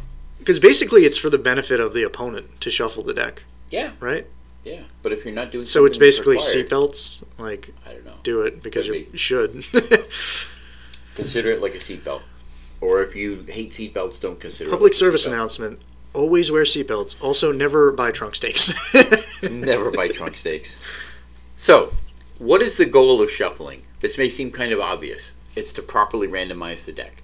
It's so that neither player has any idea of where cards are in the deck. It's to make sure that the variance is in place. Completely level playing field. What do we want as players? Even distribution, which is not randomization. No, that's cheating. But that's what you would prefer. Well, yeah. Yeah. So even though you're shuffling, in your mind... So this is a piece I want to dig into a little bit. Okay. In our minds, while we're shuffling, what do we think we're doing? We're actually thinking we're creating even distribution in the deck.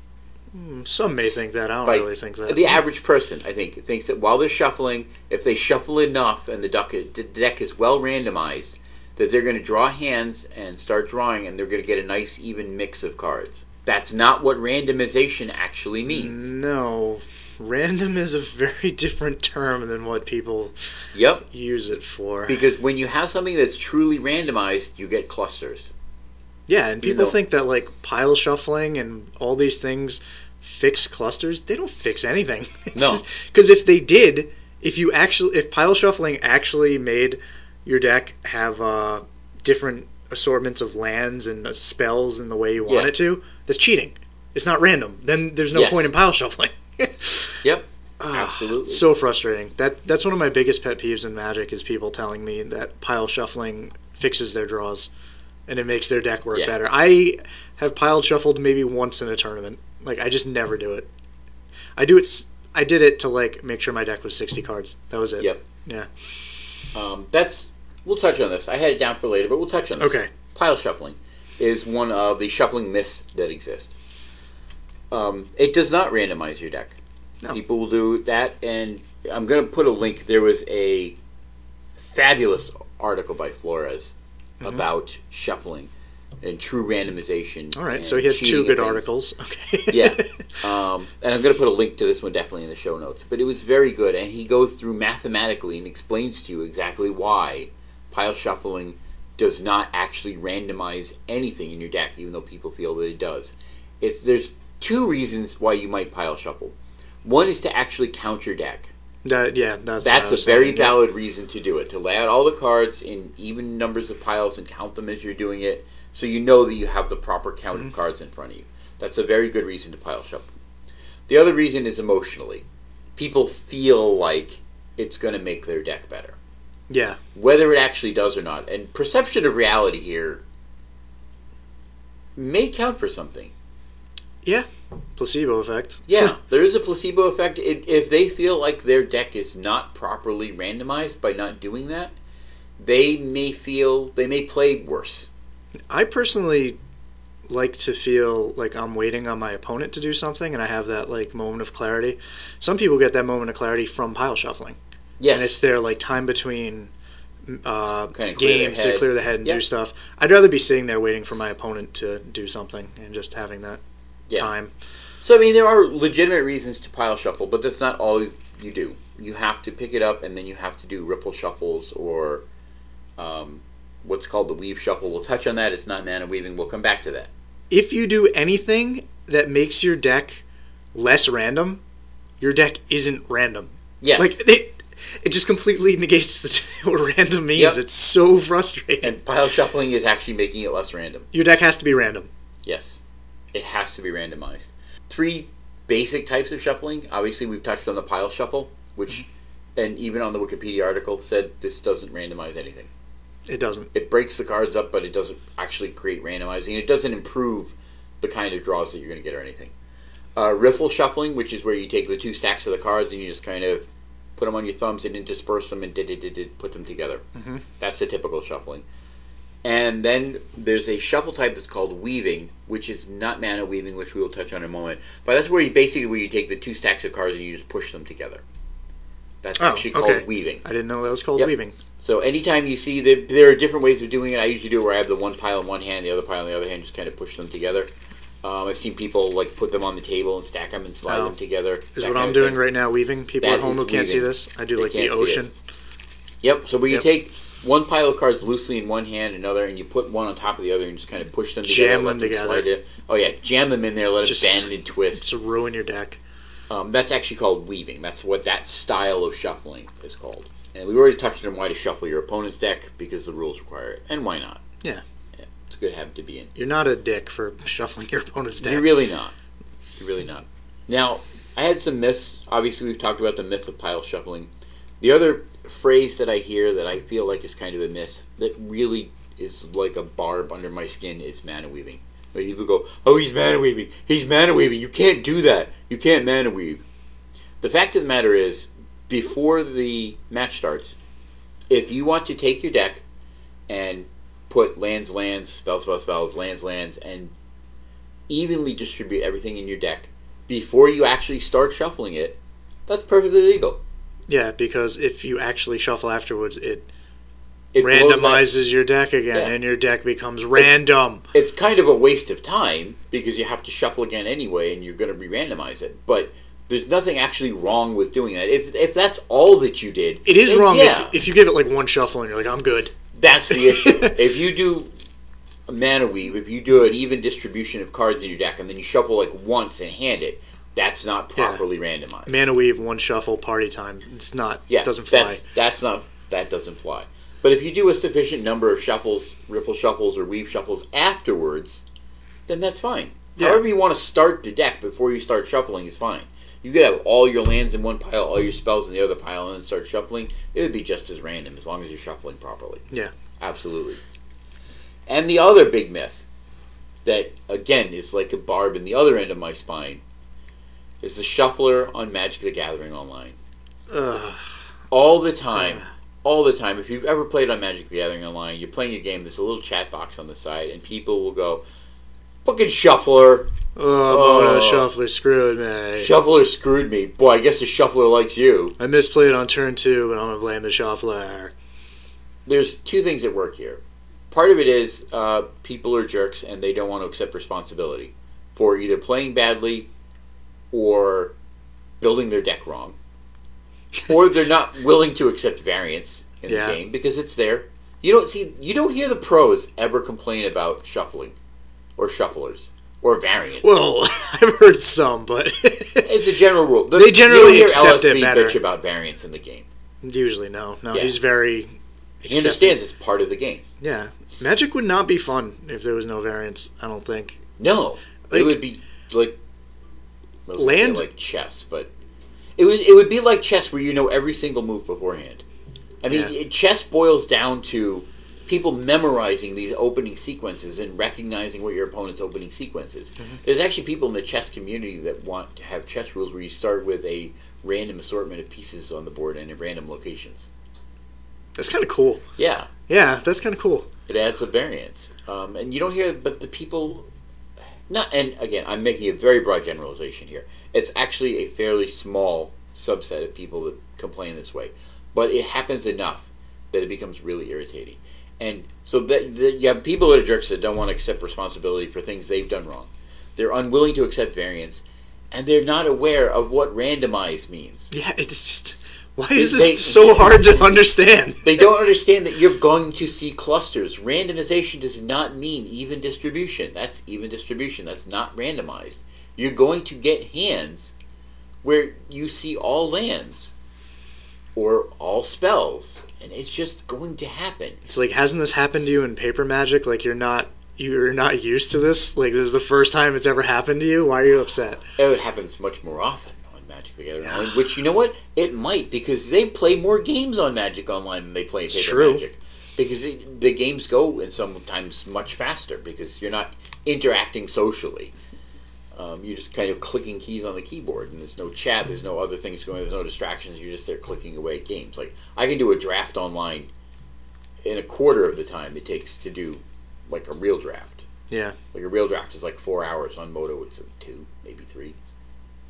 Also, another pet peeve I'd like to talk about is mulligans. Mulligans are amazing. We can talk about mulligans in this. Why do you people hate mulligans? Imagine if you had to start every game with 7 cards and you just couldn't get rid of it. Then variance would be horrible. Oh, yeah. Variance would be your nightmare hanging over your shoulder at that point. Being able to go to 6 is a benefit to you. It's not a detriment. Like, I understand why people have a hard time with it. Like, feeling like you're down a card. Card disadvantage feels bad. I've won so many games on mulls to 4 and 5. It's just... Oh, yeah. This is a blessing. Like, I'm happy when I get to mulligan. Because what you're doing... So, and this... I'm regurgitating things I've picked up mostly from, like, limited resources. Because Sutcliffe is a longtime poker player and a very good Magic player. And he came to Magic understanding certain things. And one of those things, and I may be mangling this a little bit, but your goal in any given game of Magic is not to win the game.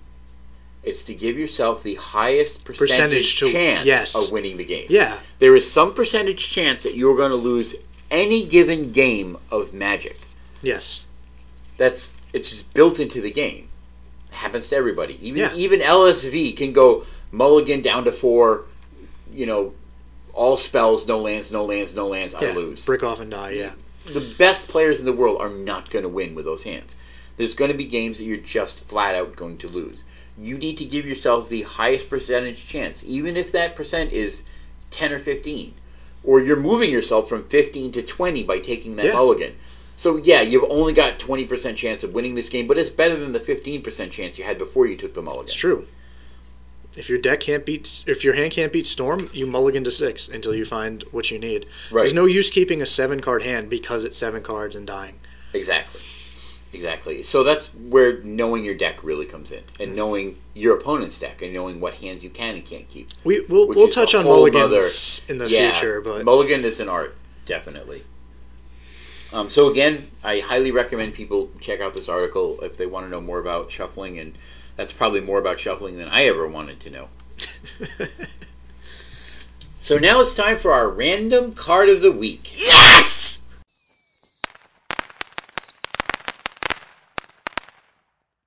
Tick, tick, tick, tick, tick, tick, tick, tick, tick, tick, tick, tick, tick. Tick. Ding. You're supposed to ding. Dang. Dang. This card is from Lauren. It's called Changeling Berserker. It's 3 and a red. For a creature shapeshifter, it has the ability of Changeling, which means that it is every creature type at all times.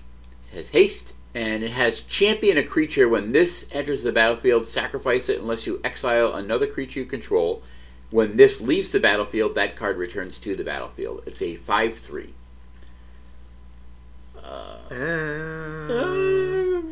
Not sure about this card. Champion a creature is a very gimmicky ability. It is. It's not a specific creature. You could champion a creature with an enters the battlefield ability. That is true, but if you only have one creature in play and they kill it, your Changeling Berserker is binned immediately.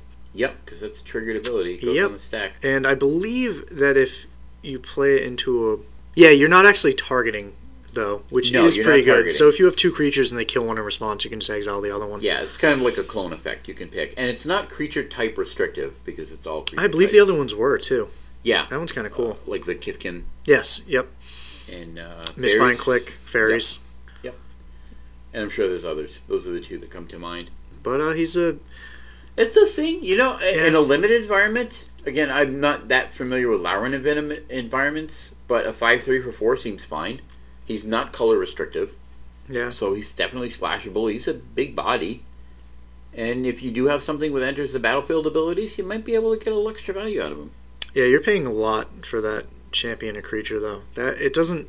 You think you're getting a sweet deal for a 4-mana 5/3 with haste, but that's a really big drawback, having to exile one of your own creatures. The 4-mana I don't think makes up for it, but I'm sure he was solid in that format. Yeah. I don't know. I mean, maybe you have... It's hard to say. It really is very situational with a creature like this. You really need to know the environment. That was kind of interesting. One day we'll get a great card. Which, by the way, speaking of great cards, we had a great card. Oh. I went deep. Boys and girls, listen to this. This is amazing. So last week, our card was Chain of Acid, which was the sorcery for 3 and a green. You could destroy a permanent, and then the control of that permanent copies Chain of Acid, and if they want, and destroy another permanent. I built a deck for this. Yep. I was thinking about this, and I realized you could actually target your own permanent. And keep copying it. And keep copying it over and over again. And then it came to mind. The cheese stands alone. Just the cheese. Just the cheese, and nothing but the cheese. And if you want to see this work of art, we'll say that has been created. We'll go with I will post a link in the show notes for this show. I actually created a deck that this card functions in. Yep. And it also plays possibly one of my favorite Kamigawa instants, One with Nothing. Yeah, the sweetest tech against Owling Mine there ever was. And you know what? I am going to leave it at that. If you feel like winning a Star City Legacy tournament in the foreseeable future, I'd pick up this deck. This deck is going places. As early as turn 6, you can have Baron Glory in play, and as early as turn 7, you can win the game. At turn 8. Turn 8. Get the upkeep of turn 8. The upkeep of turn 8. Yes. You had me with turn 7, but turn 8 is a little steep. What if you We're ran going deep, Chrome boys. Moxes to accelerate? And it exiles cards from your hand, too? Mox Diamonds? Oh my god! There it is! Don't bother sleeving up on Delver. Lion's Eye Diamond. Are you listening, folks? Lion's Eye Diamond. Lion's Eye Diamond gets you the mana and lets you dump your hand. But then you'd lose the Baron Glory or Chain of Acid. It's just another one with nothing. You have to get the Baron Glory out first. Okay. No, but if you play Lion's Eye Diamond, you don't have to play with one with nothing anymore, because then you can just turn 6, do both, and discard your hand. Oh no. What is this? This deck is just blowing my mind. I'm loving this. Nothing I'm saying actually works in real life. Look at the deck. Just look at the deck. Just check it out. And we'll tweak it, and I want to bring this to a Star City event. Okay. You can find us at the 03 bracket at Star City. if you'd like us to sign your cards. Absolutely. All right, now we're going to move on to wild speculation.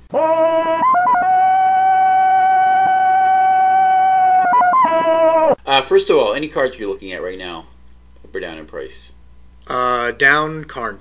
Karn Liberated. Think he's coming down? Yeah, I think Red Green Tron is dead, and he's just hyperinflated. Even if he comes down to like $40, 35, 30, that's fine. Like, I could see him sitting there for a really long time. Yeah. So, I don't know how immediate it'll be, but he's pushing the envelope with his prices. It's a little too high. 50 right now? He's higher than that, I think, even. Vendors were buying him at 40, so he must be higher than 50. So might be a good time to sell. Yeah. If I still had mine, I'd probably move him now. Anything else standard or modern you're looking at right now? Not really. Malira is a card that I'm kind of surprised is still $1. I didn't realize that. I don't know if I talked about that last week. No. Malira Silvok Outcast. I'm surprised she's only $1. She's $1, and I saw like foil ones for like $3. She's a big part of that deck, and worth grabbing right now because she's not going to get the. If anything gets Banhammer, it's going to be the pot itself. True, but then she becomes worthless. So they're linked together. Yeah. But no, that's yeah. I've really heard people saying they should ban her, and I'm like, that's not going to stop the deck. It's not going to do anything. No, then everyone just moves to Kiki Pod. Yeah. Yeah.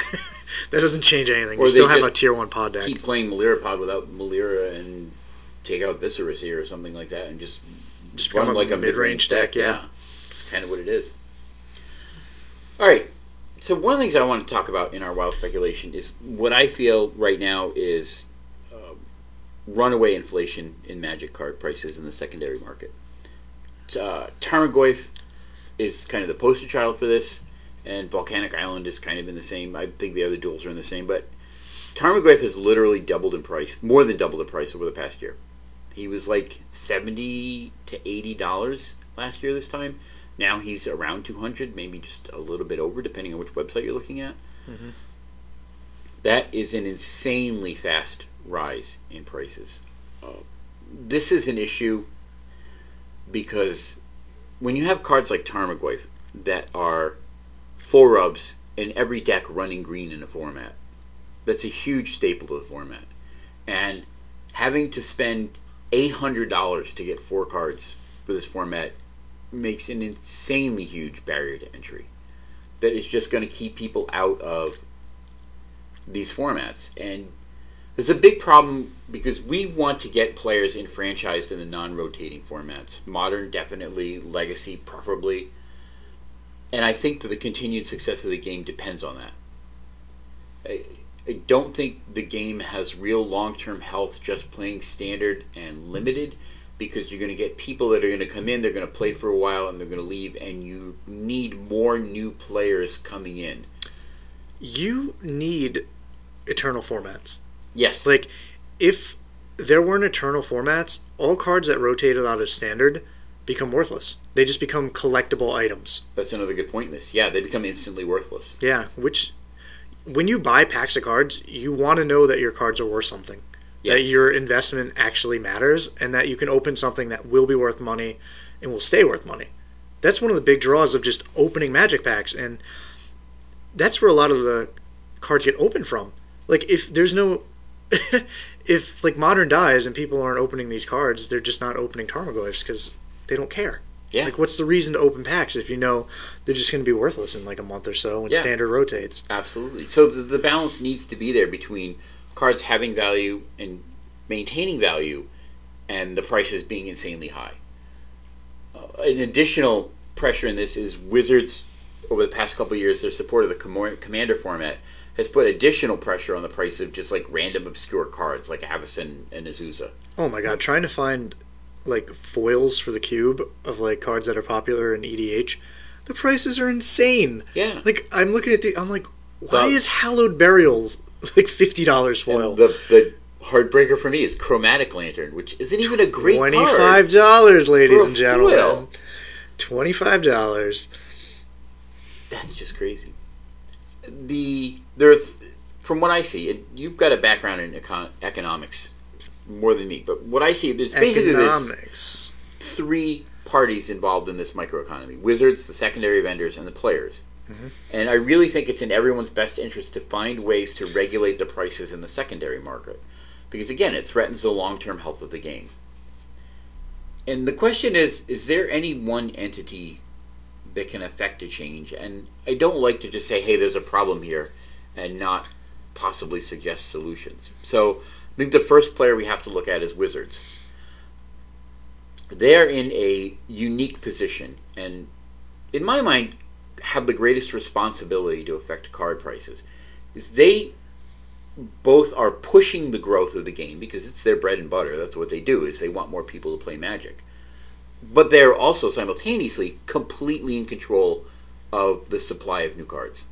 So they're driving demand with one hand and controlling supply with the other. That gives them a tremendous amount of power to affect the secondary card price market.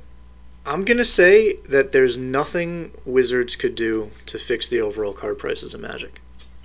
I don't care how many cards they print at this point, unless they completely overdid it and just made all cards worthless. Like Chronicles. Right. That's the only way they could ever solve card prices at this point, because people have come to accept that they will pay the amount of money they're paying for cards. There are so many people out there willing to pay for the Tarmogoyf. Yeah. So that's how much it's worth. If someone's going to pay for it, they'll pay for it. That's a point I was going to touch a little bit later too when we talk about the players. But yeah, there's an axiom in anytime you're dealing with collectibles of any kind. How much is something worth? Whatever you can get someone to pay for it. That's what it's worth. And people will 100% pay because people love this game, and it's incredibly popular right now. Yep. Another thing to keep in mind is that Wizards really doesn't actually have a dog in the fight of the secondary market. Wizards itself makes zero money off the secondary market, except where it's driving the popularity of the game and people want to keep playing it. Yeah. And over-awareness of this fact is what led to the Chronicles debacle. And for those of you who don't know, basically in the early days of Magic, they were printing cards, and the game's popularity was far in excess of what they thought. When they printed Alpha, they thought they would have 6 months worth of cards. They sold out in a week. Yeah, they actually had planned on Ice Age being a completely different game with like completely different backs and everything. I think it was Ice Age. I could be wrong. Yes, on that. It was Ice Age. Okay. Yep, that's why the packaging of the boxes is a different color. Very fair. There you go. Ice blue. And thank God it was scaffoldized. It said, no, you can't do that. Yeah. And then when they printed the beta run, again, they thought they had like another 6 months worth gone in a matter of weeks. They thought the game would die off. Yeah, they didn't expect it to like be popular.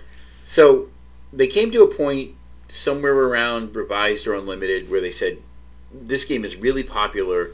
We need to make sure players can get these cards so they can play the game. And then they printed Chronicles, which was a white bordered set from hell.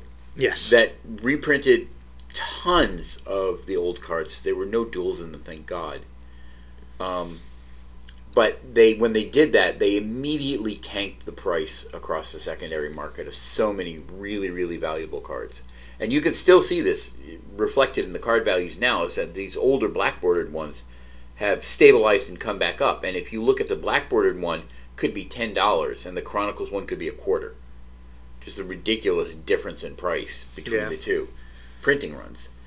And this Chronicles debacle is what led directly to the reserved list, where Wizards said... Scared a lot of people off. Yep. A lot of people quit the game, and Wizards was like, oops, sorry, we're never ever going to do that again. Here's the cards that you know we're never going to print again. And that list has gone through some changes over the years, and for a while they had the caveat that they could print them in special sets, but not in core sets or in expansions and stuff like that. But now they won't even do that, they're saying. So sets like Modern Masters, I don't think are really the solution. It actually pushed the price of staples like Tarmogoyf, Vendilion Clique, and Dark Confidant by generating a tremendous amount of interest in Modern, which vastly increased the demand, but they only increased the supply moderately. This was a number that really stood out to me. I saw a graphic representation of some of the different numbers that came out of GP Vegas, which was the Modern Master Sealed event. 4,500 players. Guess how many Tarmogoyfs were opened? How many? 16. 4,500 people opened only 16 Tarmogoyfs. How can that be real? That's what their number was. Does that also factor into that a lot of the people who did open Tarmogoyfs dropped from the event immediately? Possibly not. Yeah, that 16 sounds a little low. It does sound a little low. That's pretty ridiculous. Hey everybody, Dan from the podcast here, breaking in with the power of the editor. Because I edit all of these tracks, so I can make myself look reasonably intelligent and leave Mike just looking like the dummy that he is. So I went back and looked at the infographic, and what it said was, and I'm going to post a link to the infographic in the show notes for you guys, because it's kind of a fun read anyway. Each rare should be opened around 487 times, and each mythic rare 241 times this weekend. This equates roughly to 16 shrieks of, I opened a foil Tarmogoyf, heard around the room. So the 16 was the foil Tarmogoyf, not the regular Tarmogoyf. The regular Tarmogoyf would be 241 times, which out of 4,300 is still a fairly small number of Tarmogoyfs. That's 0.5%, so at 4,001% would be 400. So yeah, that's 0.5% of the room would be opening Tarmogoyfs. Gives you some idea of the percentage that they released compared to maybe the amount of interest they were driving with the Modern Masters. Anyway, thanks for listening. Like I said, I'll post a link to that, and back to the show. Take it away, Dan and Mike.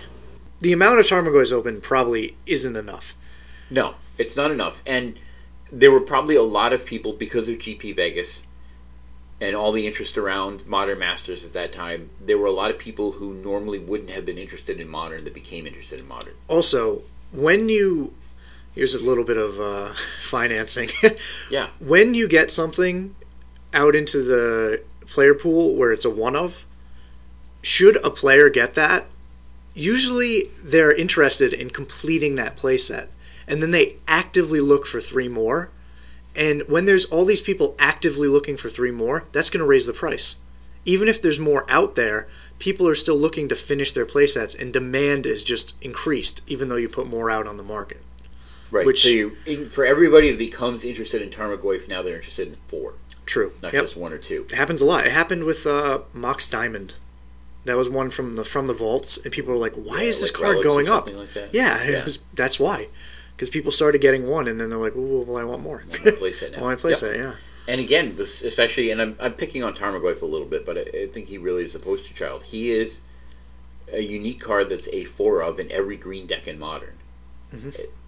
Just that's how it is. Now, say they reprint Tarmogoyf, they double the number of them out there. Tarmogoyf falls to $100. Other cards, if not reprinted, will raise to the state where Tarmogoyf was. Something will absolutely take its place. It's just inevitable. People are fine, I loosely say, paying $200 for these cards. And that's just where we're at. People are willing to pay this amount of money for cards. People are going to pay $1,200 for a Legacy deck. They're just... Not everyone can. No. But there are people who will do it. Yeah, it's one thing to pay $1,200 for a Legacy deck. So the price on something like Candelabra of Tonos, for example, is a card that goes in one specific deck. Mm-hmm. So if you can't afford $1,600 to get a set of Candelabras, then you can't play that one deck. Mm-hmm. But if you can't afford $800 for Tarmogoyfs, that blows you out of half of the Tier 1 decks in Modern. That's a big issue. It limits a lot of what you can do. Yeah. But I don't think the problem necessarily is that the Magic cards are expensive. I'm glad Magic cards are expensive. I think we're in a point where it's excessive. Yes. I think that's the problem. That's where we're at right now. Yeah, I mean, a Tarmogoyf at $70 or $80 is steep, but not excessive. A Tarmogoyf at $200, for God's sakes, he's a creature with no evasion and no protection. He dies to Path of the Exile or Swords to Plowshares, or Go for the Throat, or Doomblade, or sometimes Dismember, not always. He dies to so many things. But he's powerful. He's very powerful. Iconic at this point. He's absolutely. So I had a couple thoughts as far as Wizards goes. for things that maybe they could do to help control what I feel again is the runaway end of this inflation. First, for the cards that are safe to reprints, and quote safe to reprints and core sets expansions, they should be printed. Just print more, Wizards. It's been done recently with Mutavault and Thoughtseize. It softened the price on the old Thoughtseizes, but it didn't blow them out, so they still held their value. It made them way more accessible because they put them in a big block that was drafted a lot. It also brings excitement to these sets. Knowing you can do a draft of Theros and open up a Thoughtseize is awesome. Absolutely. I mean, can you imagine how quickly they would sell out of a core set if they put Tarmogoyf in it? Oh, God. They wouldn't be able to keep it on the shelves. Yeah. It benefits Wizards to do this because it helps people into the game and it makes their product more desirable to buy. The new product that they make money on. Every once in a while, they should reintroduce old cards that are like expensive. They can't go Yu-Gi-Oh on this and just kill the price of everything. No. But I think every core set should have at least every core set should have one or two chasers in it, like Mutavault. Yeah, that people really want. And they also have to put a surrounding cast around these cards too. Like they need to do, I think, a better job with core set Planeswalkers. I think that actually is a huge detriment. Like, why is Mutavault so expensive right now? Like in Standard, like one, it's wildly played. Yep. But so is a card like Thoughtseize. Why is Thoughtseize so much less than Mutavault? Well, it goes in more decks, but it's also from a set that basically sucked. Wasn't as drafted. Yeah. Personally, I loved it, but most people didn't. It wasn't opened as much. And core sets don't have that flair because it's a lot of stuff people have seen before. Yep. So they're not invested to buy the new cards to open them up and be like, wow, this is so cool. Imagine seeing a Johnny Vengeance for the first time, just being like, this is awesome. Like, you don't get that in a core set. So the demand isn't there for casual players either. And the draft season on core sets is shorter than anything. Yes. It really is. A lot less packs are open. You get, like 3 months before the new fall expansion rotates. Yep. As opposed to like Theros, which you're going to be drafting for 6 months, almost a year. But 3/4 of a year until the new core set comes out. Yeah. You can't just have one linchpin card that carries a set. It just doesn't work. No. But a linchpin, a chase card in an otherwise good set, that works. Also, if they screw up and put things that are too good in like a core set, they don't have to deal with it for that long. Like if they realize something is slightly too powerful, that's a good time to print it in a core set. Yep, absolutely. The other thing I think they could do is to create more functional or nearly functional reprints of key cards. You can look at Tarmogoyf and figure out what makes him good. Yeah, not Painseer. That's not what we're saying. Not Painseer. He dodges a lot of removal. I mean, he's a big body and he dodges a lot of removal. Yeah, he dodges Lightning Bolt, which is all he ever needed to do. Yeah, I mean, they've kind of come close with like Scavenging Ooze and Voice of Resurgence. They can fit into decks where Tarmogoyf fit into before. They're not as good.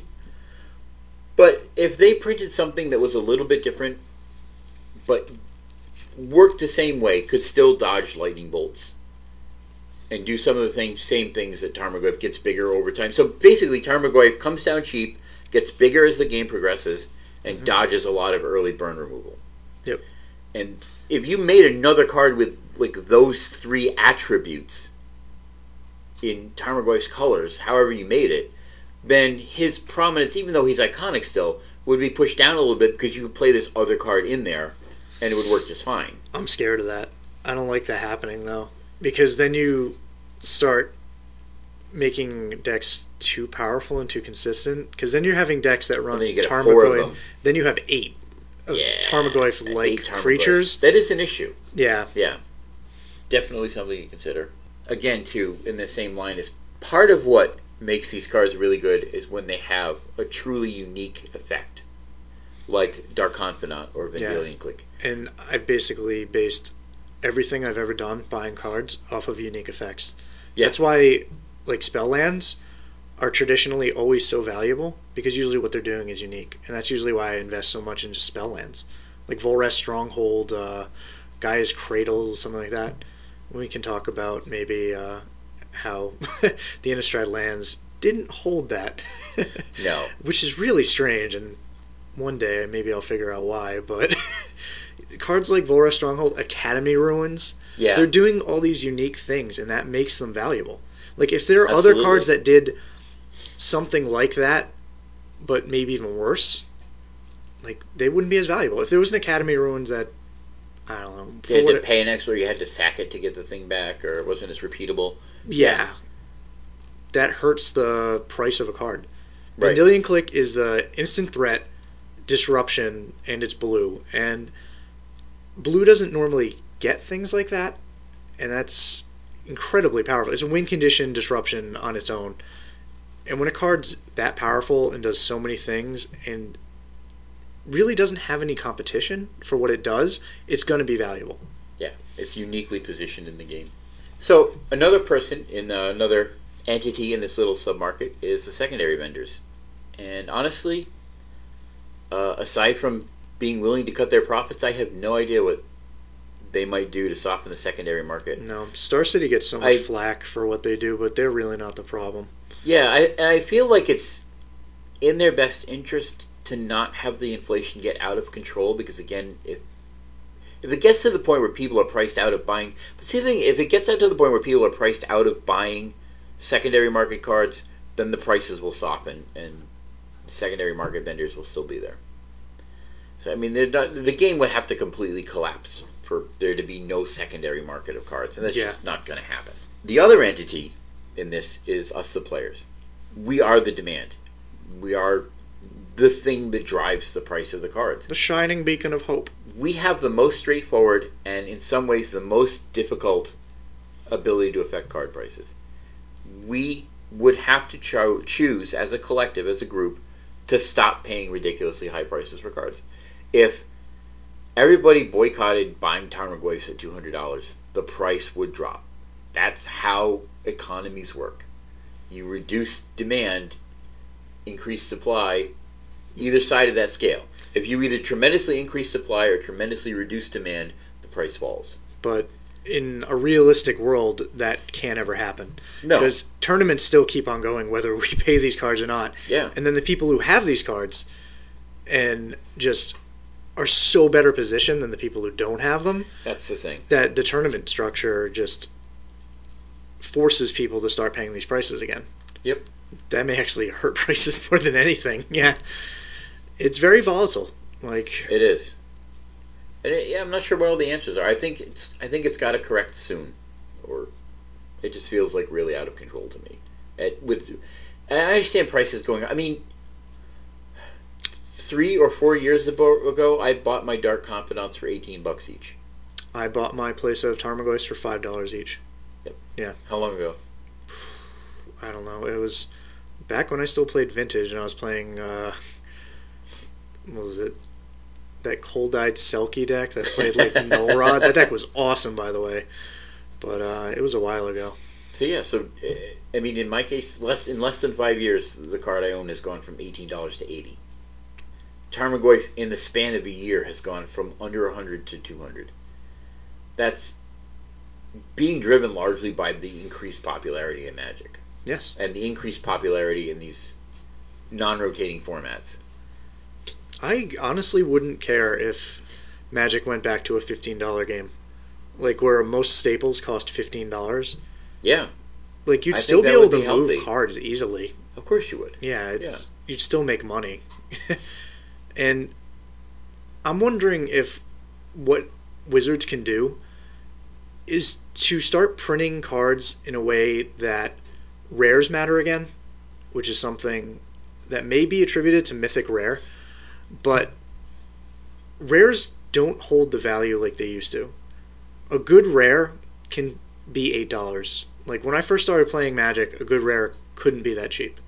They'd be like the $15 card. Right. Now we get these giant gaps between prices, which I feel is one of the bigger problems, because you're lottery ticketing every time you open a box.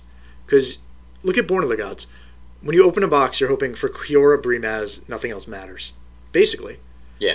If the gap was smaller and there were better just rares and people were willing to pay more for rares and less for mythics, I think it'd be a lot better for card prices. Yeah. That would make sense. I know opening Modern Masters totally felt like a lottery. Yeah. That's one of the reasons I like to draft when I win booster packs. I like to draft them instead of just ripping them open. Because if I open a booster pack and there's a crap rare in there, I feel awful. But I think the novelty of Mythic has worn off. Yeah. Like, I don't think it's as cool anymore for cards to be Mythic as it was. Like, before it was like, yeah, Mythic Rare, this is awesome. Now it's just what Rare was. It is. Yeah. Yeah, it's lost its grandeur, I guess. And I mean, that was completely driven by the external trading card game market. Yes. It was a good idea at the time. I don't think it's necessary anymore. Magic is popular enough that it doesn't need the gimmick. Yeah. That's the way I feel. I agree with that. I don't think they're going to change it. But I would hope they do, but I don't see it happening in the near future. If they felt like it benefited the game, they would. Yeah. I think. All right. That's it for Wild Speculation. We're going to go over the upcoming events.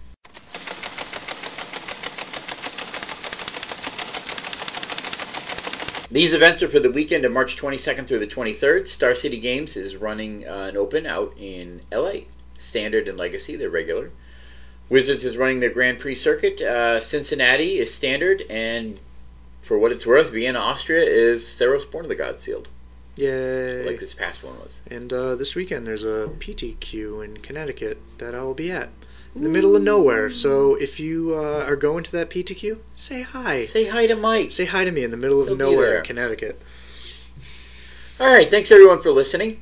You can leave us feedback for the show, as always, at MagicChatPodcast@gmail.com. You can find us on Facebook at facebook.com/groups/MagicChatPodcast. Again, you can find us on the MTGcast website and on iTunes as well now. Let us know what segments you like, what you didn't, what topics you'd like to hear, and until next time, keep up the conversation. So, Mike, I totally am going to build that Baron Cheese deck. Oh man, you're going to win so with Chain of Aspen. I want to bring that to Star City.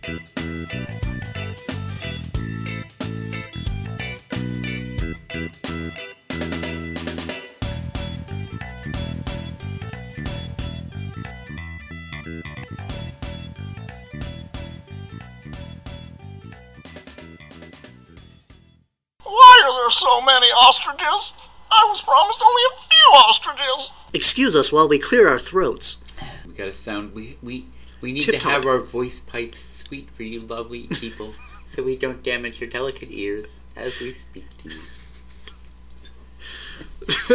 That's gonna go over well. It'll make it into the podcast somewhere. I've tagged all kinds of stupid shit at the beginning and end now.